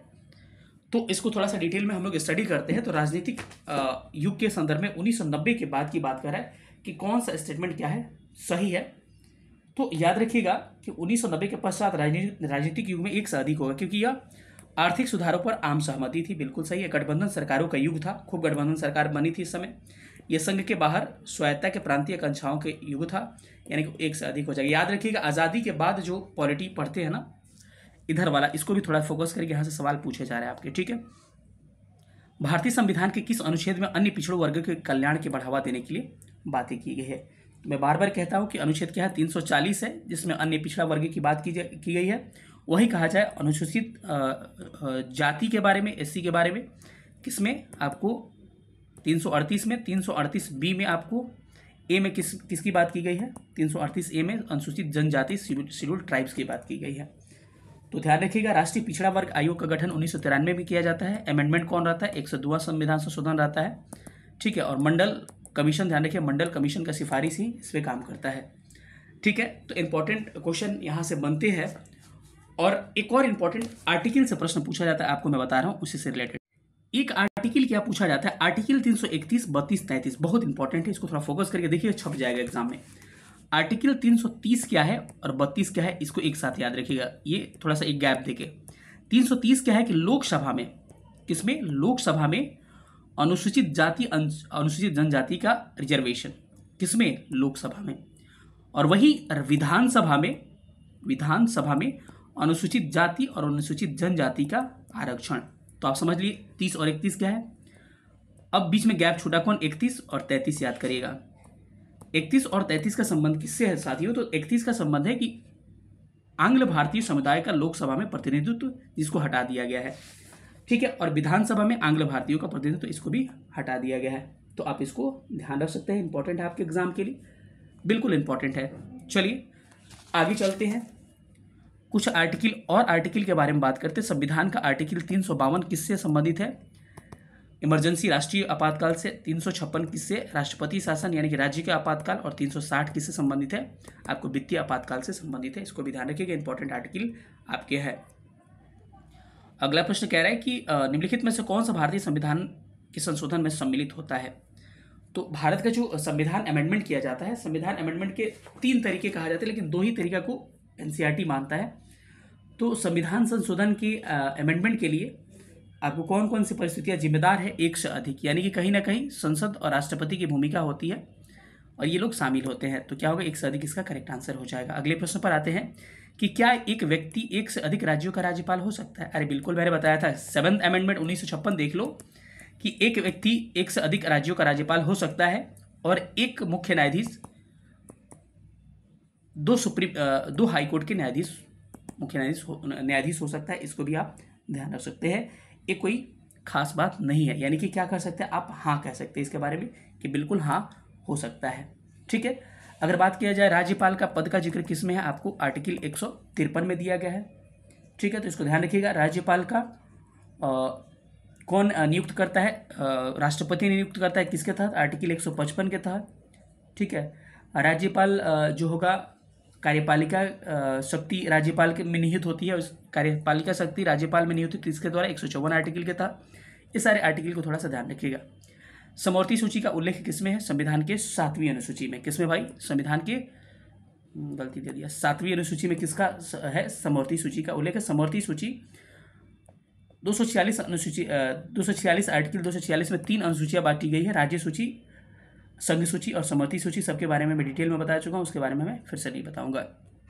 ठीक है, अगला प्रश्न कह रहा है कि सार्वभौमिक मताधिकार का अर्थ है कि मत देने का अधिकार नियंत्रित होता है। सार्वभौमिक मताधिकार का संबंध है इसमें एक से अधिक, यानी कि आप कह सकते हैं सार्वभौमिक मताधिकार का अर्थ है कि जाति या लिंग से, आस्था से, संपत्ति से अथवा सामाजिक स्थिति से आदि से नियंत्रित नहीं होता है। मतलब किससे नहीं है कह रहा है, तो जाति वगैरह से भी नहीं है, यानी कि सब लोग चुना, अरे ऐसा थोड़ा है कि ST SC नहीं देगा, भूमिहार देगा, राजपूत नहीं देगा, मुस्लिम देगा, ऐसा कुछ है? बिल्कुल नहीं है। कहीं ना कहीं इसको आस्था से संबंधित भी नहीं है, और आपके पास गरीब है कि अमीर है इससे भी संबंधित है, सबको को वोट देने का अधिकार, इसको कहते हैं सार्वभौमिक मताधिकार। आर्टिकल 326 में इसका जिक्र किया गया है। जिसका भी 18 वर्ष से ऊपर उम्र होता है, इसको मताधिकार देने का अधिकार है। कब से लागू किया? 61 अमेंडमेंट जो था 1989 में हुआ था। कब? जब चुनाव आयोग तो क्या था, 3 सदस्यीय समिति बन गई थी। तब से क्या किया गया, चुनाव का उम्र जो है, व्यक्ति का उम्र चुनाव देने का, वोट देने का 21 से घटाकर 18 कर दिया गया। इसको ध्यान रखिएगा। निम्नलिखित में से किसकी नियुक्ति भारत के राष्ट्रपति के द्वारा की जाती है? तो ध्यान रखिए भाई, उपयुक्त में से एक से अधिक, यानी कि भारत के जो मुख्य न्यायाधीश है इनकी भी नियुक्ति की जाती है। उच्चतम न्यायालय के न्यायाधीश की नियुक्ति की जाती है। राज्य निर्वाचन आयुक्त जो होते हैं, राज्य निर्वाचन आयुक्त की नियुक्ति भी, निर्वाचन आयुक्त की नियुक्ति जो है राज्यपाल करता है। इसको ध्यान रखिएगा, ये थोड़ा सा हटके है, लेकिन 2 का क्या करेगा आपको करेगा, करेक्ट आंसर क्या होगा? उपयुक्त में से एक से अधिक करेक्ट हो जाएगा। चलिए अगले प्रश्न पर आते हैं। प्रधानमंत्री की नियुक्ति भी कौन करता है भाई? आपको ध्यान रखना है कि प्रधानमंत्री की नियुक्ति भी राष्ट्रपति ही करता है, नियुक्ति करता है। और आर्टिकल 75 में लोकसभा हो, मंत्री परिषद के प्रति क्या होता है? जिम्मेदार होता है। इसको भी आप ध्यान रख सकते हैं। अगले प्रश्न पर आते हैं कि अनुच्छेद 280 का संबंध किससे है? Very very very important question. अनुच्छेद 280 का संबंध आपको किससे है? वित्त आयोग से है, फाइनेंस कमीशन से है, तो वित्त आयोग इसका करेक्ट आंसर हो जाएगा। ठीक है, वित्त आयोग क्या है? एक संसद को शक्ति प्राप्त है, वित्त आयोग के सदस्यों की नियुक्ति करता है। और इसकी खास बात क्या है कि वित्त आयोग का जो केवल क्या है, आपको ये सजेशन दे सकता है, लेकिन इसे सजेशन मानने के लिए जिम्मेदार नहीं कहा जाता है। और एक बात और है कि अभी 16 फाइनेंस कमीशन का गठन किया गया है, और इसके अध्यक्ष जो है कौन है? अरविंद पनगड़िया है। कौन है? अरविंद पनगड़िया है, आप ध्यान रख सकते हैं। तो क्या है, ये भी ध्यान रखिएगा कि अनुच्छेद 280 में वित्त आयोग का जिक्र किया गया है, और वित्त आयोग की सिफारिश जो है क्या है, जरूरी नहीं है, सलाहकारी केवल है। ठीक है, और ये अर्धन्यायिक संस्था है, अर्धन्यायिक संस्था है, और इसकी सिफारिश क्या है? सलाहकारी है, जरूरी नहीं है कि मानना ही पड़ेगा इसके बातों को। ठीक है, तो इसको ध्यान रखिएगा। अगले प्रश्न पर हम लोग मूव करते हैं। अगला प्रश्न है कि मौलिक कर्तव्यों को किस समिति के सिफारिश पर शामिल किया गया था? मौलिक कर्तव्य लिया कहाँ से गया था मेरे भाई? USSR से लिया गया था। और कौन सा आर्टिकल जोड़ा गया था इसमें? आर्टिकल ध्यान रखिएगा, भाग 4 ये जोड़ा जाता है मौलिक अधिकारों के संबंध में। और एक समिति जिसको कहते हैं स्वर्ण सिंह समिति, स्वर्ण सिंह समिति के आधार पे मौलिक अधिकारों को, मौलिक कर्तव्यों को जोड़ा गया था। पार्ट 4A में इसके बारे में जिक्र किया गया है। मौलिक अधिकारों का जो लिस्ट है, टोटल 11 मौलिक अधिकार है। सिफारिश कितना किया था इन्होंने? सिफारिश कुछ और किया था। आर्टिकल 4A जोड़ा जाता है 42 अमेंडमेंट के द्वारा 1976 में। और स्वर्ण सिंह समिति ने 8 मौलिक अधिकारों को, कर्तव्यों को सिफारिश किया था। याद रखिए 8 को किया था, लेकिन शामिल 10 को किया जाता है, लेकिन वर्तमान में कितने हैं? 11 हैं। सिफारिश कितना? 8 का, शामिल 10 को किया जाता है, वर्तमान में कितना है? 11 हमारे मौलिक कर्तव्य शामिल किए गए हैं। अब कहेगा कि 11 मौलिक अधिकार जो कर्तव्य है, 11वां जोड़ा कब किया गया है? 1976 में नागरिकों का मौलिक अधिकार जो है आपको 42 अमेंडमेंट के तहत जोड़ा गया, और एक बार अमेंडमेंट किया गया है, और एक मौलिक कर्तव्य को इसमें ऐड किया गया। उसको थोड़ा सा ध्यान रखिएगा। जितने मौलिक कर्तव्य हैं उसको थोड़ा सा एक बार देख लीजिएगा। ठीक है, अगले प्रश्न पर आते हैं। किस देश में फर्स्ट पास्ट पोस्ट प्रणाली अपनाई जाती है? कौन सा देश है जहाँ पर हम लोग फर्स्ट पास्ट पोस्ट प्रणाली को अपनाते हैं? तो ध्यान रख सकते हैं। हाँ, अभी ध्यान हमको आया। 11वां मौलिक अधिकार कौन जोड़ा गया था? कर्तव्य भाई, अधिकार बार बार मैं बोल रहा हूँ, फंडामेंटल ड्यूटीज़। आपको 11वां जोड़ा गया था शिक्षा का अधिकार, मौलिक कर्तव्य। 11th अमेंडमेंट 11वां मौलिक कर्तव्य था, और इसको 86th अमेंडमेंट 2002 के द्वारा जोड़ा गया था। ठीक है, वर्मा कमीशन भी दिया था, तो वर्मा कमीशन को ध्यान रखिएगा 1999 में गठित किया गया था। ये भी मौलिक कर्तव्यों के प्रचालन से संबंधित ही था, तो इसको भी आप ध्यान रख सकते हैं। आगे के प्रश्न में देखते हैं कि ये प्रश्न आपको क्या कह रहा है। कह रहा है कि किस देश में फर्स्ट पास्ट द पोस्ट प्रणाली अपनाई जाती है। वही की लोकसभा वाला कि जिसको ज़्यादा वोट मिलेगा वही क्या हो जाएगा आपका चुनाव में जीत जाता है, जो लोकसभा के चुनाव में होता है। तो इसमें से एक से अधिक क्या हो जाएंगे देश करेक्ट हो जाएंगे। जैसे कि आप कहें कि फर्स्ट पास्ट द पोस्ट प्रणाली है यूके में है, भारत में भी अपनाई जाती है, कनाडा में भी अपनाई जाती है, यूएसए में भी अपनाई जाती है।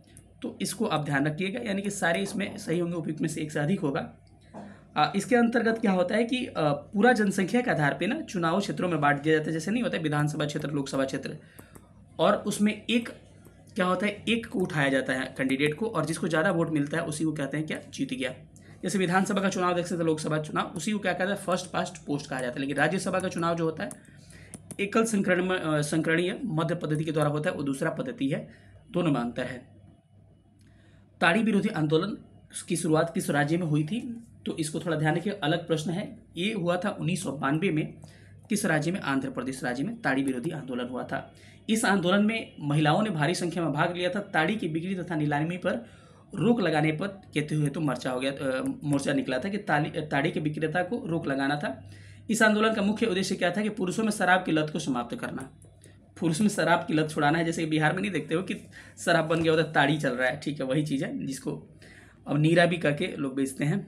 ऐसे विधेयक जिनमें स्पष्ट रूप से कारणोपन या करों की संपत्ति से संबंधित वधान होते हैं उसको किस श्रेणी में रखते हैं, वेरी वेरी इंपॉर्टेंट क्वेश्चन। उसको हम कहते हैं क्या, करों से संबंधित विधेयक को हम लोग कहते हैं आपको धन विधेयक कहते हैं। धन विधेयक को भारत के संविधान के 110 आर्टिकल में दिया गया है, और धन विधेयक को आपको लोकसभा में ही क्या किया जा सकता है, पेश किया जा सकता है। और अगर राज्यसभा की शक्ति क्या होती है, इसमें छिड़ हो जाती है, और 14 दिन के अंदर राज्यसभा कोई जवाब नहीं देता है, तो धन विधेयक अपने आप पास हो जाता है। तो इन सब बातों को ध्यान रखिएगा, वेरी वेरी इंपॉर्टेंट क्वेश्चन है, तो आप इसको ध्यान रखिएगा। निम्नलिखित में से किसका लोकतंत्र के विचार में विश्वास नहीं है, तो क्या है इसका करेक्ट आंसर, क्या हो जाएगा कि इसमें हो जाएगा ऑप्शन बी, कट्टरपंथी। तो लोकतंत्र सरकार ऐसी प्रणाली होती है जिसमें नागरिकों को सीधे सत्ता का प्रयोग करते हैं, लेकिन कुछ क्या होते हैं, बहुमत शासन भी इसमें होते हैं, लेकिन कुछ कट्टरपंथी जो है, जैसे कि अब्राहम लिंकन की बात किया जाए, लोकतंत्र जनता के लिए, जनता के द्वारा, ये डेमोक्रेसी के बारे में बात किया अब्राहम लिंकन। लेकिन कट्टरपंथी लोकतंत्र के विचार में विश्वास नहीं करते हैं, उदारवादी लोग करते हैं, समाजवादी लोग करते हैं, लेकिन कट्टरपंथी कहते हैं कि नहीं होगा। ये स्टेटमेंट पूछा जा सकता है कि डेमोक्रेसी शब्द में लोकतंत्र जनता का, जनता के लिए और जनता के द्वारा है, किसने कहा था, तो अब्राहम लिंकन ने। अगर समय मिले तो अब्राहम लिंकन का एग्जाम के बाद थोड़ा सा जाके आप लोग जीवनी पढ़ लीजिएगा, बहुत मोटिवेटेड है आदमी ये, ठीक है। चलिए अगले सवाल पे मूव करते हैं। अगला सवाल कह रहा है कि लोकतंत्र के अंतर्विरोध को इंगित करने के लिए किसने द एप्पल कार्ट नामक नाटक लिखी थी, तो इसमें ध्यान रखना है कि जॉर्ज बर्नार्ड शाह, क्या आपने नाम सुना है जॉर्ज बर्नार्ड शाह का? इन्होंने कमेंट करके बताइए किसी ने नाम सुना है। द एप्पल कार्ट है, इन्होंने एक नाटक लिखी थी, क्यों, कि लोकतंत्र के अंतर्विरोध की इंगित करने के लिए। कहने का मतलब ये हो गया, लोकतंत्र में जो पार्टियां देखते हो ना कि इससे लड़ाई उसकी, इससे लड़ाई, अंतर विरोध की बात करते हैं कौन, George Bernard Shaw the apple cart नाटक में इसकी बात करते हैं। आप लोग हमको बताइएगा कि ये जॉर्ज बर्नार्ड शाह का संबंध किससे है, ठीक है, आपको बताना है, ठीक है। अगला प्रश्न है कि द बर्डन ऑफ डेमोक्रेसी नामक पुस्तक किसने लिखा था। ये पुस्तक है आपको प्रताप भानु मेहता जो हैं, इनकी पुस्तक है द बर्डन ऑफ डेमोक्रेसी, इसको ध्यान रखिएगा, वेरी वेरी इंपॉर्टेंट ये पुस्तक है। इसके अलावा और भी कुछ पुस्तकों का नाम आप ध्यान रख सकते हैं कि एक पुस्तक है the production of Hindu Muslim violence in contemporary India, ये पुस्तक है रिचर्ड ब्रास का ये पुस्तक है, इसको भी ध्यान रखिएगा। इसके अलावा लोकतंत्र का जीवन और मृत्यु जॉन कीन की पुस्तक है, लोकतंत्र की जीवन और मृत्यु, नोट करना है तो लिख लीजिए, बहुत इंपॉर्टेंट है, जॉन कीन की पुस्तक है। सारे पुस्तकों को थोड़ा सा ध्यान रख सकते हैं। अगला प्रश्न है कि भारत के संविधान में को किसने बनाया था, भारतीय संविधान को किसने बनाया था, भारतीय संविधान सभा ने बनाया था। सबको पता है कि भारतीय संविधान सभा का गठन किया जाता है कब, पहली बैठक 9 दिसंबर 1946 को होती है। पूछा जाए अंतिम बैठक कब होती है, 24 जनवरी 1950 को होती, 1950 को होती है। और टोटल कितने, 11 बैठकें इसकी होती है, इसको भी ध्यान रखिएगा। इसके अलावा कुछ कुछ संविधान के बारे में कहा जाता है कि किसको कब अपनाया गया था, तो थोड़ा सा उसको एक बार थोड़ा सा ध्यान से देख लीजिए, उसमें क्या क्या बातें आती है। अगर मैं आपसे सवाल करूं कि राष्ट्रीय ध्वज को कब अपनाया गया, बड़ा कन्फ्यूजिंग यहाँ सवाल पूछता है और स्टेटमेंट भी देता है। राष्ट्रीय ध्वज को कब अपनाया जाता है? 22 जुलाई 1947 को पूछा जाएगा। राष्ट्रीय ध्वज को कब अपनाया जाता है? 22 जुलाई 1947 को। बाकी सबको कब अपनाया जाता है? 24 जनवरी 1950 को। सबको का मतलब क्या हो गया, सुन लीजिए आप। क्या हो गया आपका? राष्ट्रीय गान को, इसके अलावा राष्ट्रीय गीत को, इसके अलावा राजेंद्र प्रसाद को राष्ट्रपति बनाना, तीनों काम कब होता है? 24 जनवरी 1950 को। लेकिन राष्ट्रीय ध्वज पूछे, एक प्रश्न बहुत इंपॉर्टेंट है, 22 जुलाई 1947 को अपनाया जाता है। ठीक है, संविधान सभा की अंतिम बैठक में बता दिया कब हुआ था। चलिए अगले सवाल पे मूव करते हैं। अगला सवाल कह रहा है कि निम्नलिखित में से किस देश में एकदम आरंभ से ही लोकतांत्रिक व्यवस्था में सार्वभौमिक व्यस्त मताधिकार का प्रावधान था? भारत में भी स्टार्टिंग से सार्वभौमिक व्यस्त मताधिकार का अधिकार नहीं था, यानी कि 18 वर्ष के लोग जो थे या फिर 21 वर्ष के शुरू से मत नहीं डालते थे संवैधानिक सभा गठन के, तो उससे ऐसे ही हो गया था। ठीक है, लेकिन एक ऐसा भी देश था जहां पर शुरू से संवैधानिक क्या था, मताधिकार का क्या था, अधिकार दिया गया था। उसमें से क्या होगा, आंसर क्या होगा आपका? विधानसभा बनना था ना, उसमें सार्वभौमिक मताधिकार नहीं था, लेकिन उसके बाद भारत ही जो था सार्वभौमिक मताधिकार को अपनाया है। 1947 से ही भारत क्या किया था, अडॉप्ट किया था इसको। ठीक है, तो इसको आप ध्यान रख सकते, भारत ही वो देश है, हम थोड़ा सा उसको ध्यान नहीं दिए थे। निम्नलिखित में से किस देश में बहुमतवादी लोकतांत्रिक व्यवस्था है? ठीक है, तो बहुमतवादी लोकतांत्रिक व्यवस्था जो है वो देश है श्रीलंका। ठीक है, इसमें होता क्या है सुन लीजिए। क्या करता है कि राष्ट्रपति और प्रधानमंत्री, ठीक है, श्रीलंका एक अर्धराष्ट्रपति प्रतिनिधि लोकतांत्रिक राज्य है, जिसके तहत क्या होता है, राष्ट्रपति राज्य का प्रमुख होता है और सरकार का भी प्रमुख होता है। राज्य का प्रमुख भी होगा और सरकार का भी प्रमुख होगा। दोनों का प्रमुख कौन होता है? आपको राष्ट्रपति ही होता है। इसीलिए श्रीलंका जो है बहुमतवादी लोकतांत्रिक व्यवस्था अपनाता है। चलिए ठीक है, अगले प्रश्न पर आते हैं। निम्नलिखित में से कौन सा भारत सरकार का सबसे निचला स्तर है? आपको पता होना चाहिए कि पंचायत जो है भारत सरकार का, पंचायत लिखा गया, क्या है सबसे निचला स्तर, क्या माना जाता है? पंचायत को माना जाता है। कहा जाए कि भारत में लोकतांत्रिक विकेंद्रीकरण, सेंट्रलाइजेशन कब से शुरू किया गया? आपको पंचायती राज व्यवस्था या 73rd अमेंडमेंट तब से स्टार्ट किया जाता है। ठीक है, तो आप इसके बारे में थोड़ा सा ध्यान रखें, इसके बारे में मैं पीछे भी डिटेल कर चुका हूँ। ठीक है, इसमें क्या क्या स्तर होते हैं? एक होता है ग्राम स्तर पर, क्या होता है ग्राम स्तर पर? ग्राम पंचायत होता है, ग्राम पंचायत होता है। इसके अलावा दूसरा स्तर क्या होता है? ब्लॉक या प्रखंड स्तर पर क्या होता है? पंचायत समिति होता है। कई लोग गलती करते हैं कि ब्लॉक को लगता है कि पंचायत समिति, लगता है कि क्या ये गांव में होगा, लेकिन गांव पे नहीं, पंचायत समिति क्या होता है? मध्य स्तर या ब्लॉक स्तर पर। जिला स्तर पर जिला परिषद होता है। इसको आप ध्यान रख सकते हैं। ठीक है, वेरी वेरी इंपॉर्टेंट क्वेश्चन यहाँ से आपसे पूछा जा सकता है। ठीक है, अगले प्रश्न पर हम लोग मूव करते हैं। कह रहे हैं कि एक लोकतांत्रिक राज्य व्यवस्था में सत्ता संघर्ष का सबसे सुंदर प्रकार निम्न में से क्या है?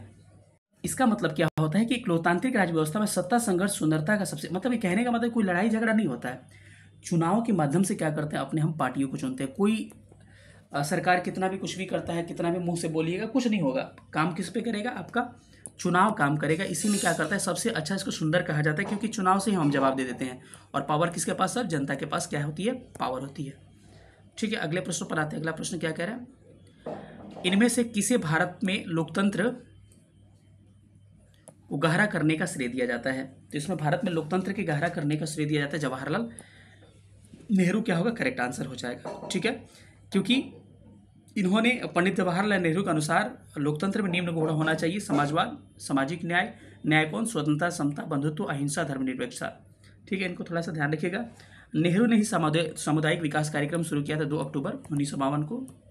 ठीक है, तो इसको ध्यान रखिएगा। नेहरू ने ही 2 अक्टूबर 1959 को पंचायती राज व्यवस्था की शुरुआत की गई थी। कहाँ से शुरुआत की गई थी? आपको राजस्थान के नागौर गांव से इसको स्टार्ट किया गया था। ठीक है, इसको ध्यान रखिएगा, इंपॉर्टेंट प्रश्न हो जाती है। इनमें से किस सिद्धांतकार ने लोकतंत्र शब्द को बहुतंत्र से संबोधित किया था? तो कौन था? रॉबर्ट डहल था, जिसका करेक्ट आंसर सी हो जाएगा। एक बात ध्यान रखिएगा, 6 to 8 लिख रहा है, घबराइएगा नहीं। हर तरह के प्रश्न ही सब रिपीट करेगा इधर का उधर, तो आपको घबराना नहीं है। ठीक है, संविधान सभा की पहली बैठक की अध्यक्षता किसने की थी? मैं बार बार कह रहा हूँ कि कौन थे? सच्चिदानंद सिन्हा ही थे जो संविधान सभा के पहली बैठक की अध्यक्षता की थी, क्योंकि अस्थायी अध्यक्ष बने थे अस्थाई अध्यक्ष कौन बने थे भाई? अस्थाई राजेंद्र प्रसाद बने थे। हर तरह के प्रश्नों को मैंने इंक्लूड किया हूँ, तो घबराइएगा मत आप लोग, ठीक है। अगले प्रश्न पर आते हैं, टीजीटी में आगे। भारत की एक प्रजातांत्रिक गणराज्य है क्योंकि भारतीय संविधान व्यवस्था है। कैसी? तो इसका करेक्ट आंसर क्या हो जाएगा कि निर्वाचित राष्ट्रपति, क्योंकि भारत में क्या होता है कि निर्वाचन राष्ट्रपति का किया जाता है, लेकिन अगर चले जाइए आपको कहाँ पर, ब्रिटेन में, तो जो राष्ट्रपति होता है राजा की तरह काम करता है, तो निर्वाचित नहीं होता है, ठीक है। तो इसको ध्यान रखिए। राष्ट्रपति की पद की बात की गई है क्या? आर्टिकल 52 में। आर्टिकल 53 में क्या कहा गया है? राष्ट्रपति जो होगा कार्यपालिका के तहत क्या करेगा? ये काम करेगा। आर्टिकल 55 में राष्ट्रपति के निर्वाचन की रीति बताया गया, कैसे निर्वाचन की पद्धति होती है ये बताई गई है। इसके अलावा आर्टिकल 57 में राष्ट्रपति का पुनः निर्वाचन के बारे में बात किया गया है। तो सारे इन बातों को ध्यान रखिएगा, ठीक है। थोड़ा सा आगे, मतलब वंश परंपरागत नहीं होता है, सिंपल सी बात, वंश परंपरागत नहीं होता, इसका मतलब होता है प्रजातांत्रिक गणराज्य। यानी ऐसा नहीं होता कि राजा उसका बेटा उसका हम लोग राष्ट्रपति को भी क्या करते हैं? राष्ट्र के प्रमुख को निर्वाचित करते हैं, मतलब चुनते हैं। सरकार के विभिन्न अंगों में से शक्तियों की साझेदारी क्या कहलाती है? इसको हम लोग बोलते हैं कि शक्तियों का विभाजन, यानी कि सेपरेशन ऑफ पावर कहते हैं। यानी कि कार्यपालिका जो है अपना का शक्तियों का पृथक्करण, मॉन्टेस्क्यू का कथन था, शक्तियों का पृथक्करण इसे कहा जाता है, ठीक है। तो क्या कहते हैं इसको? शक्तियों का पृथक्करण कहते हैं। ऑप्शन क्या होगा आपका? शक्तियों का पृथक्करण कहते हैं। इसको मॉन्टेस्क्यू ने किया था। इसको यानी कि न्यायपालिका, कार्यपालिका और विधायिका क्या है? तीनों अलग अलग शक्तियाँ हैं और तीनों स्वतंत्र रूप से काम करेगी, इसका मतलब ये हो जाता है। चलिए अगले क्वेश्चन पर आते हैं। अगला क्वेश्चन करके राष्ट्रीय मानवाधिकार आयोग जो है के बारे में कुछ दिया गया है कि क्या क्या स्टेटमेंट इसके बारे में क्या होंगे? करेक्ट होंगे। चलिए इसको देखते हैं कि क्या क्या इसके बारे में सही हो सकता है। राष्ट्रीय मानवाधिकार आयोग का गठन स्थापित किया गया था 1993 में, ये करेक्ट है। ये बहुसदस्यीय निकाय है, बिल्कुल सही है। 10 दिसंबर को क्या मनाया जाता है? मानवाधिकार दिवस मनाया जाता है, क्योंकि गठन 1993 10 दिसंबर को ही हुआ था। और इसमें जो है एक सांविधिक निकाय है, कहीं कहीं इसमें संविधान का जिक्र नहीं है।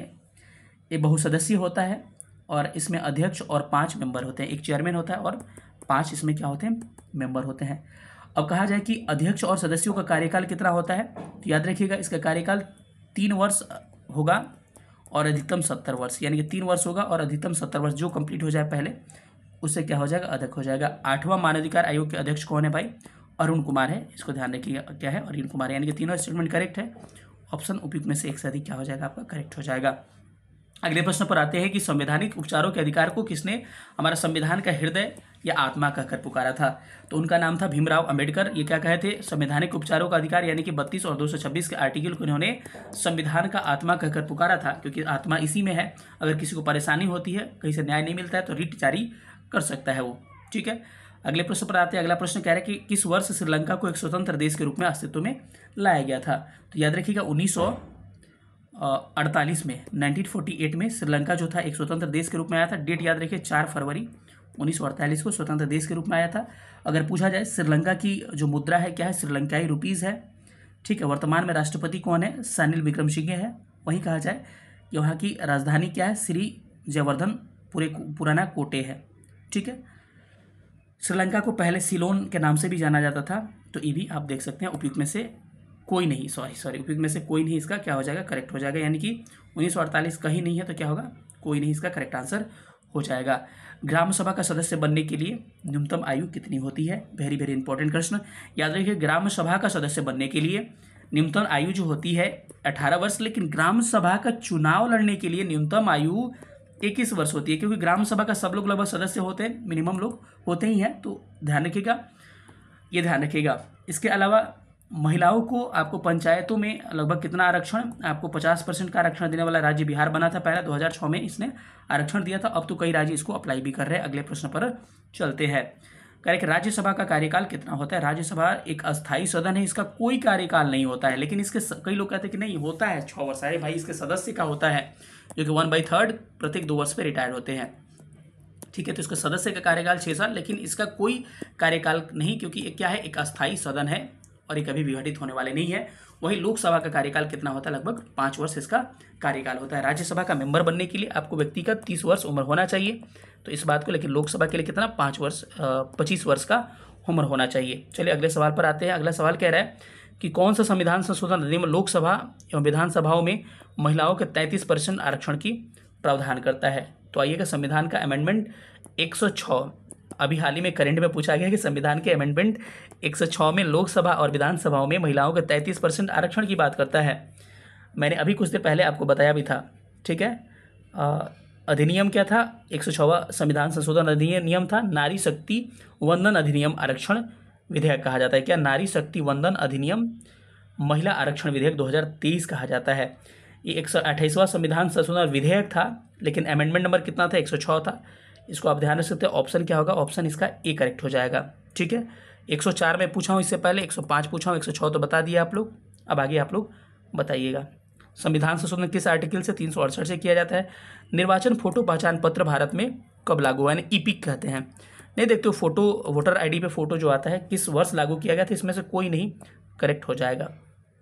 यानी किसको पहली बार निर्वाचन फोटो पहचान पत्र 1993 में लाया जाता है, ठीक है। अगर कहा जाए कि पहली बार भारत में ईवीएम का प्रयोग कब किया गया था? पहली बार लोकसभा में ईवीएम का प्रयोग 14वीं लोकसभा में प्रयोग किया गया था और 1982 में किया गया था, ठीक है। प्रथम बार 1982 में किया गया था। चलिए अगले प्रश्न पर हम लोग आते हैं। अगला प्रश्न क्या कह रहा है कि संघ तथा, इसका आंसर मैंने दिया कि नहीं? फोटो पहचान पत्र ऑप्शन था कि नहीं इसमें? 1993 ऑप्शन नहीं था, तो क्या हो जाएगा? उपयुक्त में से कोई नहीं करेक्ट हो जाएगा। अगला प्रश्न क्या हो जाएगा? संघ तथा राज्यों के बीच विधायी शक्तियों के विभाजन में संघ अधिक शक्तिशाली होता है, क्योंकि समझ रहे हो ना, क्योंकि राज्य और केंद्र होते हैं। तो कहता है कि भाई प्रधानमंत्री क्या है? बीजेपी के हैं, तो उन पर शक्ति ज़्यादा होगी। जिस राज्य में उनकी सरकार नहीं है, उसकी गवर्नमेंट की, उस नीचे चले जाएगी। क्यों कहा जाता है? इसका क्या होगा? इसका करेक्ट आंसर होगा उपयुक्त में से एक से अधिक। यानी कि किसका मतलब क्या होता है कि इसके पास अधिकांश संख्या में शक्तियाँ होती है, इसके पास महत्वपूर्ण शक्तियाँ होती है, इसके पास अवशेष शक्तियाँ होती है, ठीक है। तो सब इसमें होता है, जिसके कारण क्या होता है? और केंद्र क्या होता है? शक्तिशाली हो जाता है। अगले सवाल पर आते हैं। अगला सवाल क्या? भारतीय जनता पार्टी का गठन कब किया जाता है? 1980 में भारतीय जनता पार्टी का गठन किया जाता है। कुछ पार्टियों के गठन के बारे में बात किया जाए तो भारतीय कम्युनिस्ट पार्टी स्टार्टिंग में मैंने बताया था 1920, लेकिन ध्यान रखिएगा कि कम्युनिस्ट पार्टी का गठन कब किया जाता है? कम्युनिस्ट पार्टी का गठन कब किया जाता है भाई? 1925 में किया जाता है। लेकिन भारतीय कम्युनिस्ट पार्टी का गठन 1925, कम्युनिस्ट पार्टी का गठन 1920 में, लेकिन भारतीय कम्युनिस्ट पार्टी का गठन 1925 में किया जाता है। देखिएगा, ठीक है। अगर आपसे पूछा जाए शिवसेना का गठन, शिवसेना का गठन कब किया था भाई? शिवसेना का गठन आपको 1966 में किया जाता है। इसके अलावा आपसे पूछा बहुजन समाजवादी पार्टी, बसपा कहते हैं, बहुजन समाजवादी पार्टी, इसका गठन 1984 में किया जाता है। इसके अलावा साथियों याद रखिएगा कि समाजवादी पार्टी अखिलेश वाला 1992 में इसका गठन किया जाता है। आरजेडी राष्ट्रीय जनता दल 1997 में पहले ही प्रश्न आया था, वहाँ पे करेक्ट कर लीजिए। हमने बोला था भारतीय कम्युनिस्ट पार्टी, हमने बोल दिया था 20, लेकिन कम्युनिस्ट पार्टी 1920 में ताशकंद में बना था, लेकिन इंडियन कम्युनिस्ट पार्टी 1925 में। भारत लग जाए तो 1925 याद रखिएगा, ठीक है। जनता दल यूनाइटेड, जिसको जेडीयू कहते हैं आजकल, नीतीश कुमार जी का, 2003 में बना था ये। इसके अलावा आम आदमी पार्टी जो था 2012 में आप बना था। इसको सारे पार्टियों का आप याद रखिएगा, वेरी वेरी इंपॉर्टेंट है आपके लिए। अगले सवाल पर चलते हैं। अगला सवाल क्या कह रहा है कि भारत में मतदान व्यवहार प्रभावित करने वाला सबसे महत्वपूर्ण कारक क्या है? तो इसका सबसे महत्वपूर्ण कारक जाति है। आपको पता होगा कि बिहार में देखना, यादव, मुस्लिम, भूमिहार, जाति के आधार पर वोट होता है, और इसीलिए बीपीएससी पीसीएस में एक जाति आधारित राजनीति भी टॉपिक है, और उसको कहता है कि अच्छा है, ठीक है। कौन कौन प्रभावित करता है? जातिवाद, भाषावाद, सांप्रदायिकतावाद, क्षेत्रवाद, अशिक्षा, गरीबी, भ्रष्टाचार, चुनाव में धन का प्रयोग, प्रतिनिधि का नैतिक पतन, जनता के प्रति संवेदनशीलता खत्म, ये सब क्या बर्बादी के लक्षण है। और भारत में मतदान को प्रभावित करने वाला सबसे बड़ा कारक क्या है? एक जाति भी है और पैसा भी है, पैसा देकर वोट खरीद लेना। भाषा के आधार पर कि हाँ मेरे लैंग्वेज का है, संप्रदाय के आधार पर कि मेरा संप्रदाय मुस्लिम है, हिंदू है, उसके अलावा गरीबी के आधार पे, भ्रष्टाचार के, बहुत सारी चीज़ें इसमें इंक्लूड की जाती है। भारतीय संसद में शामिल होते हैं कौन सा? इसमें कोई बड़ी बात नहीं है, राष्ट्रपति, लोकसभा एंड राज्यसभा। अगला प्रश्न पाते हैं, भारत के प्रधानमंत्री का कार्यकाल कितना होता है? भारत के प्रधानमंत्री का कार्यकाल जब से उसे लोकसभा के सदस्यों द्वारा बहुमत प्राप्त हो तब तक कार्यकाल होता है। ऐसा नॉर्मल ये ट्रेंड 5 साल तक चलता है, ठीक है। भारतीय संविधान का कौन सा अनुच्छेद यह व्यवस्था करता है कि निर्वाचनों का अधीक्षण, निर्देशन और नियंत्रण निर्वाचन आयोग द्वारा किया जाएगा? क्या ये बताने की जरूरत है? आर्टिकल 324 कहाँ तक कहाँ है? 324 से 329 तक इसका जिक्र किया जाता है। निम्नलिखित में से कौन सा राज्य समूह में प्रत्येक राज्य की लोकसभा का निर्वाचन क्षेत्र की संख्या 40 से अधिक है? बड़ा इंपॉर्टेंट प्रश्न। ये प्रश्न क्या पूछ दिया कि कौन सा ऐसा राज्य का समूह है जहां पर लोकसभा की सीटें कितनी है? 40 है। तो इसमें हमारा बिहार भी शामिल होगा। तो इसका क्या हो जाएगा?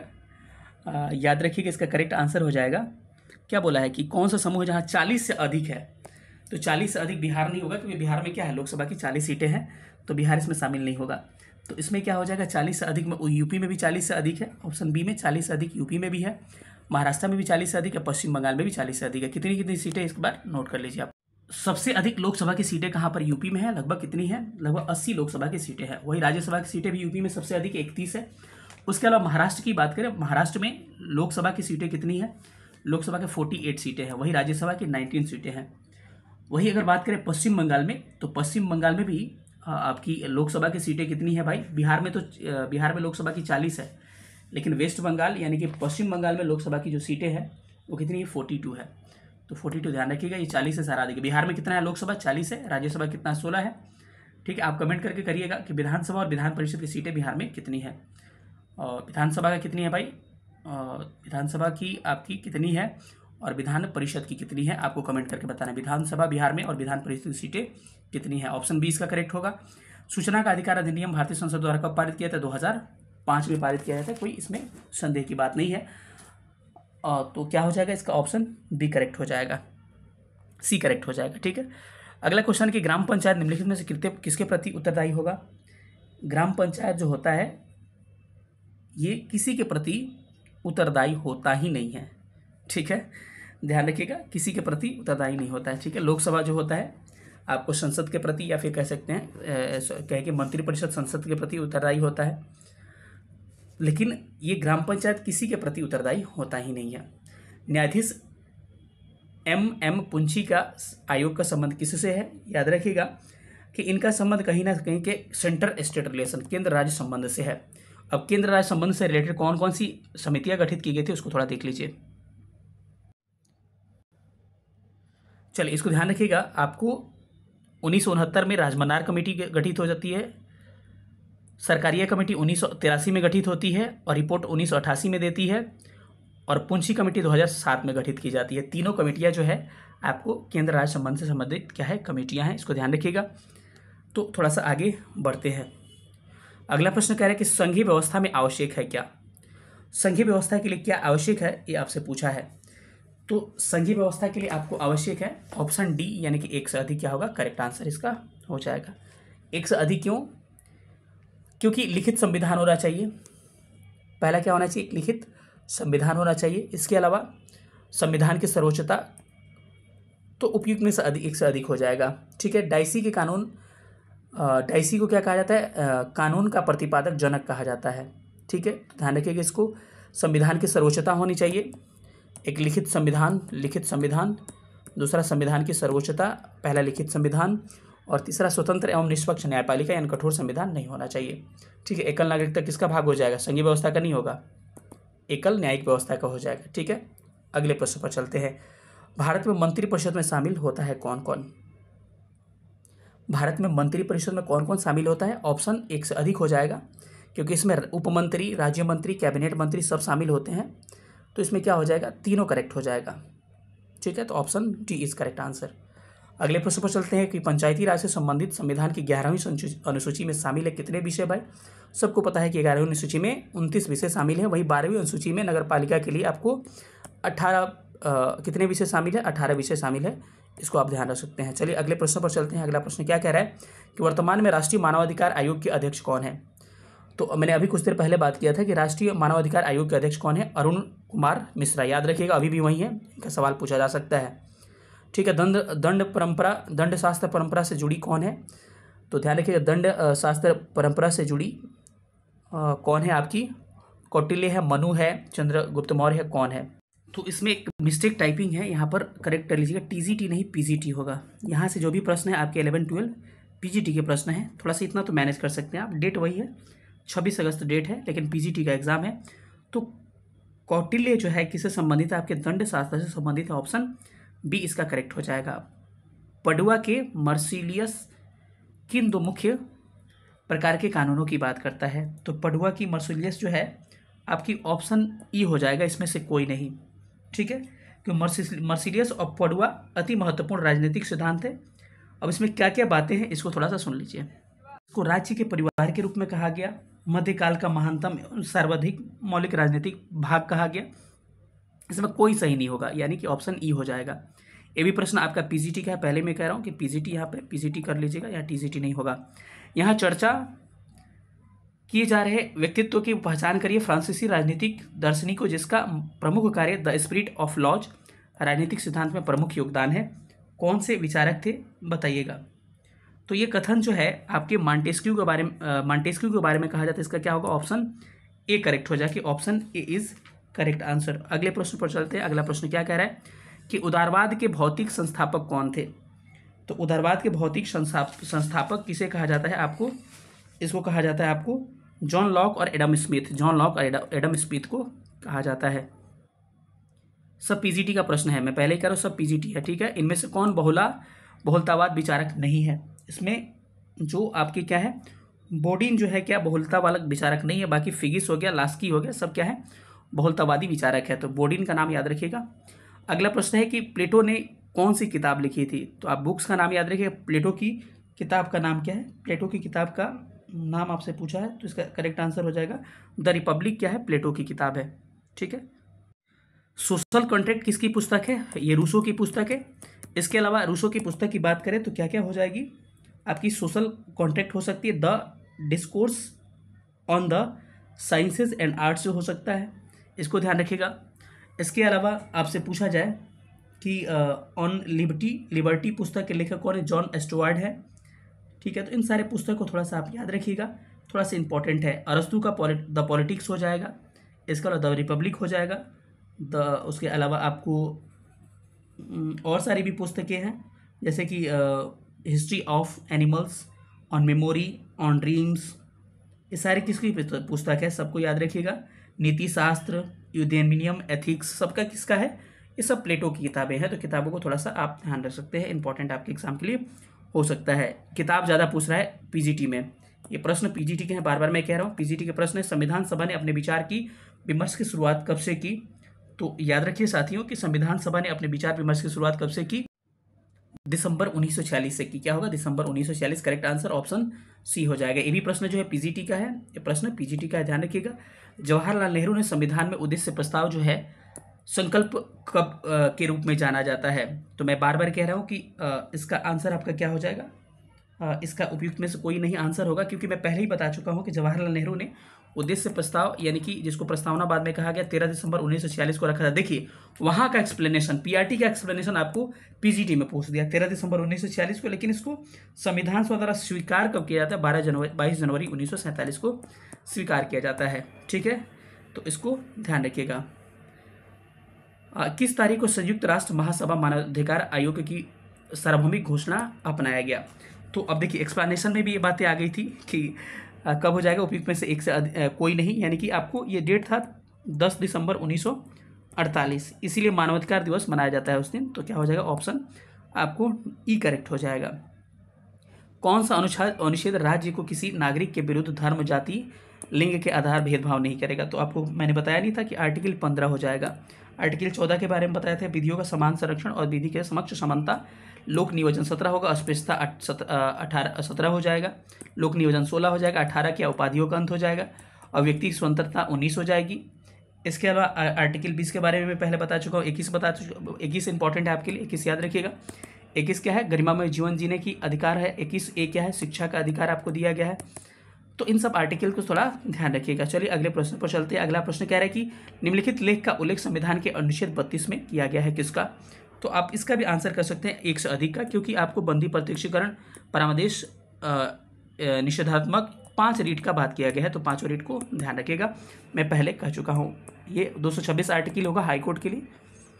अगला लास्ट प्रश्न है कि एक जिला कलेक्टर का कार्यकाल किसके द्वारा बनाया जाता है, कार्यालय किसके द्वारा बनाया जाता है। तो ध्यान रखिएगा कि जिला कलेक्टर का कार्यालय लॉर्ड वारेन हेस्टिंग द्वारा बनाया गया था। किसके द्वारा, लॉर्ड वारेन हेस्टिंग। देखिए कहाँ का प्रश्न कहाँ पूछ दिया है। इसको 1772 में कलेक्टर पद का सृजित किया था इन्होंने, वारेन हेस्टिंग ने। ठीक है, और इन्होंने ही द्वैत शासन को समाप्त किया था 1765 वाले को 1772 में, इसको ध्यान रखिएगा। सेशन कैसा लगा सब लोग बताइएगा। वीडियो जो है लंबी होगी, लगभग 2 घंटा होने वाली है, लेकिन आपको यकीन नहीं होगा साथियों, इतना मेहनत की है ना इस वीडियो पे कि आप सोच भी नहीं सकते हैं, ठीक है। इसीलिए अपना भर के प्यार दीजिएगा। अब नंबर है साइंस का, साइंस वाले खुश हो जाइए लोग। और इसके बाद से हम नंबर है किसका, ईवीएस का। और प्रश्न मैंने जानबूझ के 11-12 का भी लिया है। कई लोगों को लगेगा खाली सर जीएस वाला कराया, नहीं भाई, आपके स्पेशल पेपर भी करा रहा हूँ, और स्पेशल पेपर आपको पीआरटी में भी लड़ सकता है। देखिएगा ये सब विचारा के सब पुस्तक कहीं पे भी पूछे जा सकते हैं, तो पूरा वीडियो को फुल देखिएगा सारे लोग, ठीक है। तो फिर मिलेंगे किसी अगले वीडियो में, तब तक अपना ख्याल रखिएगा। दबा के लाइक करिए, जितने लोग वीडियो देखिएगा, अगर अच्छा लगे तो लाइक करेगा, नहीं अच्छा लगे तो लाइक मत करेगा भाई, ठीक है। लेकिन आपको देखना है, और कमेंट्स सारे लोग करिएगा। मैं बार बार कह रहा हूँ भाई, कमेंट्स करिएगा, अपना प्रतिक्रिया दीजिएगा, क्या चाहिए आपको, जो चाहिए मैं हर चीज़ प्रोवाइड करूँगा जो मेरे से हो सके, क्योंकि मैं अकेले हूँ। अब मेरे से जितना हो सकता है मैं करता हूँ, ठीक है। जब से मैं क्लास लेके आया हूँ मैराथन, आपको पता है लगभग मैं 12-1 बजे तक आया था, और उसके बाद मैं वीडियो ही शूट कर रहा हूँ। सुबह में भी शूट किया था, बहुत समय लगता है इस चीज़ों में। तो मिलेंगे किसी अगले वीडियो में, तब तक अपना ख्याल रखिएगा। सेशन देखने के थैंक यू सो मच। जय हिंद।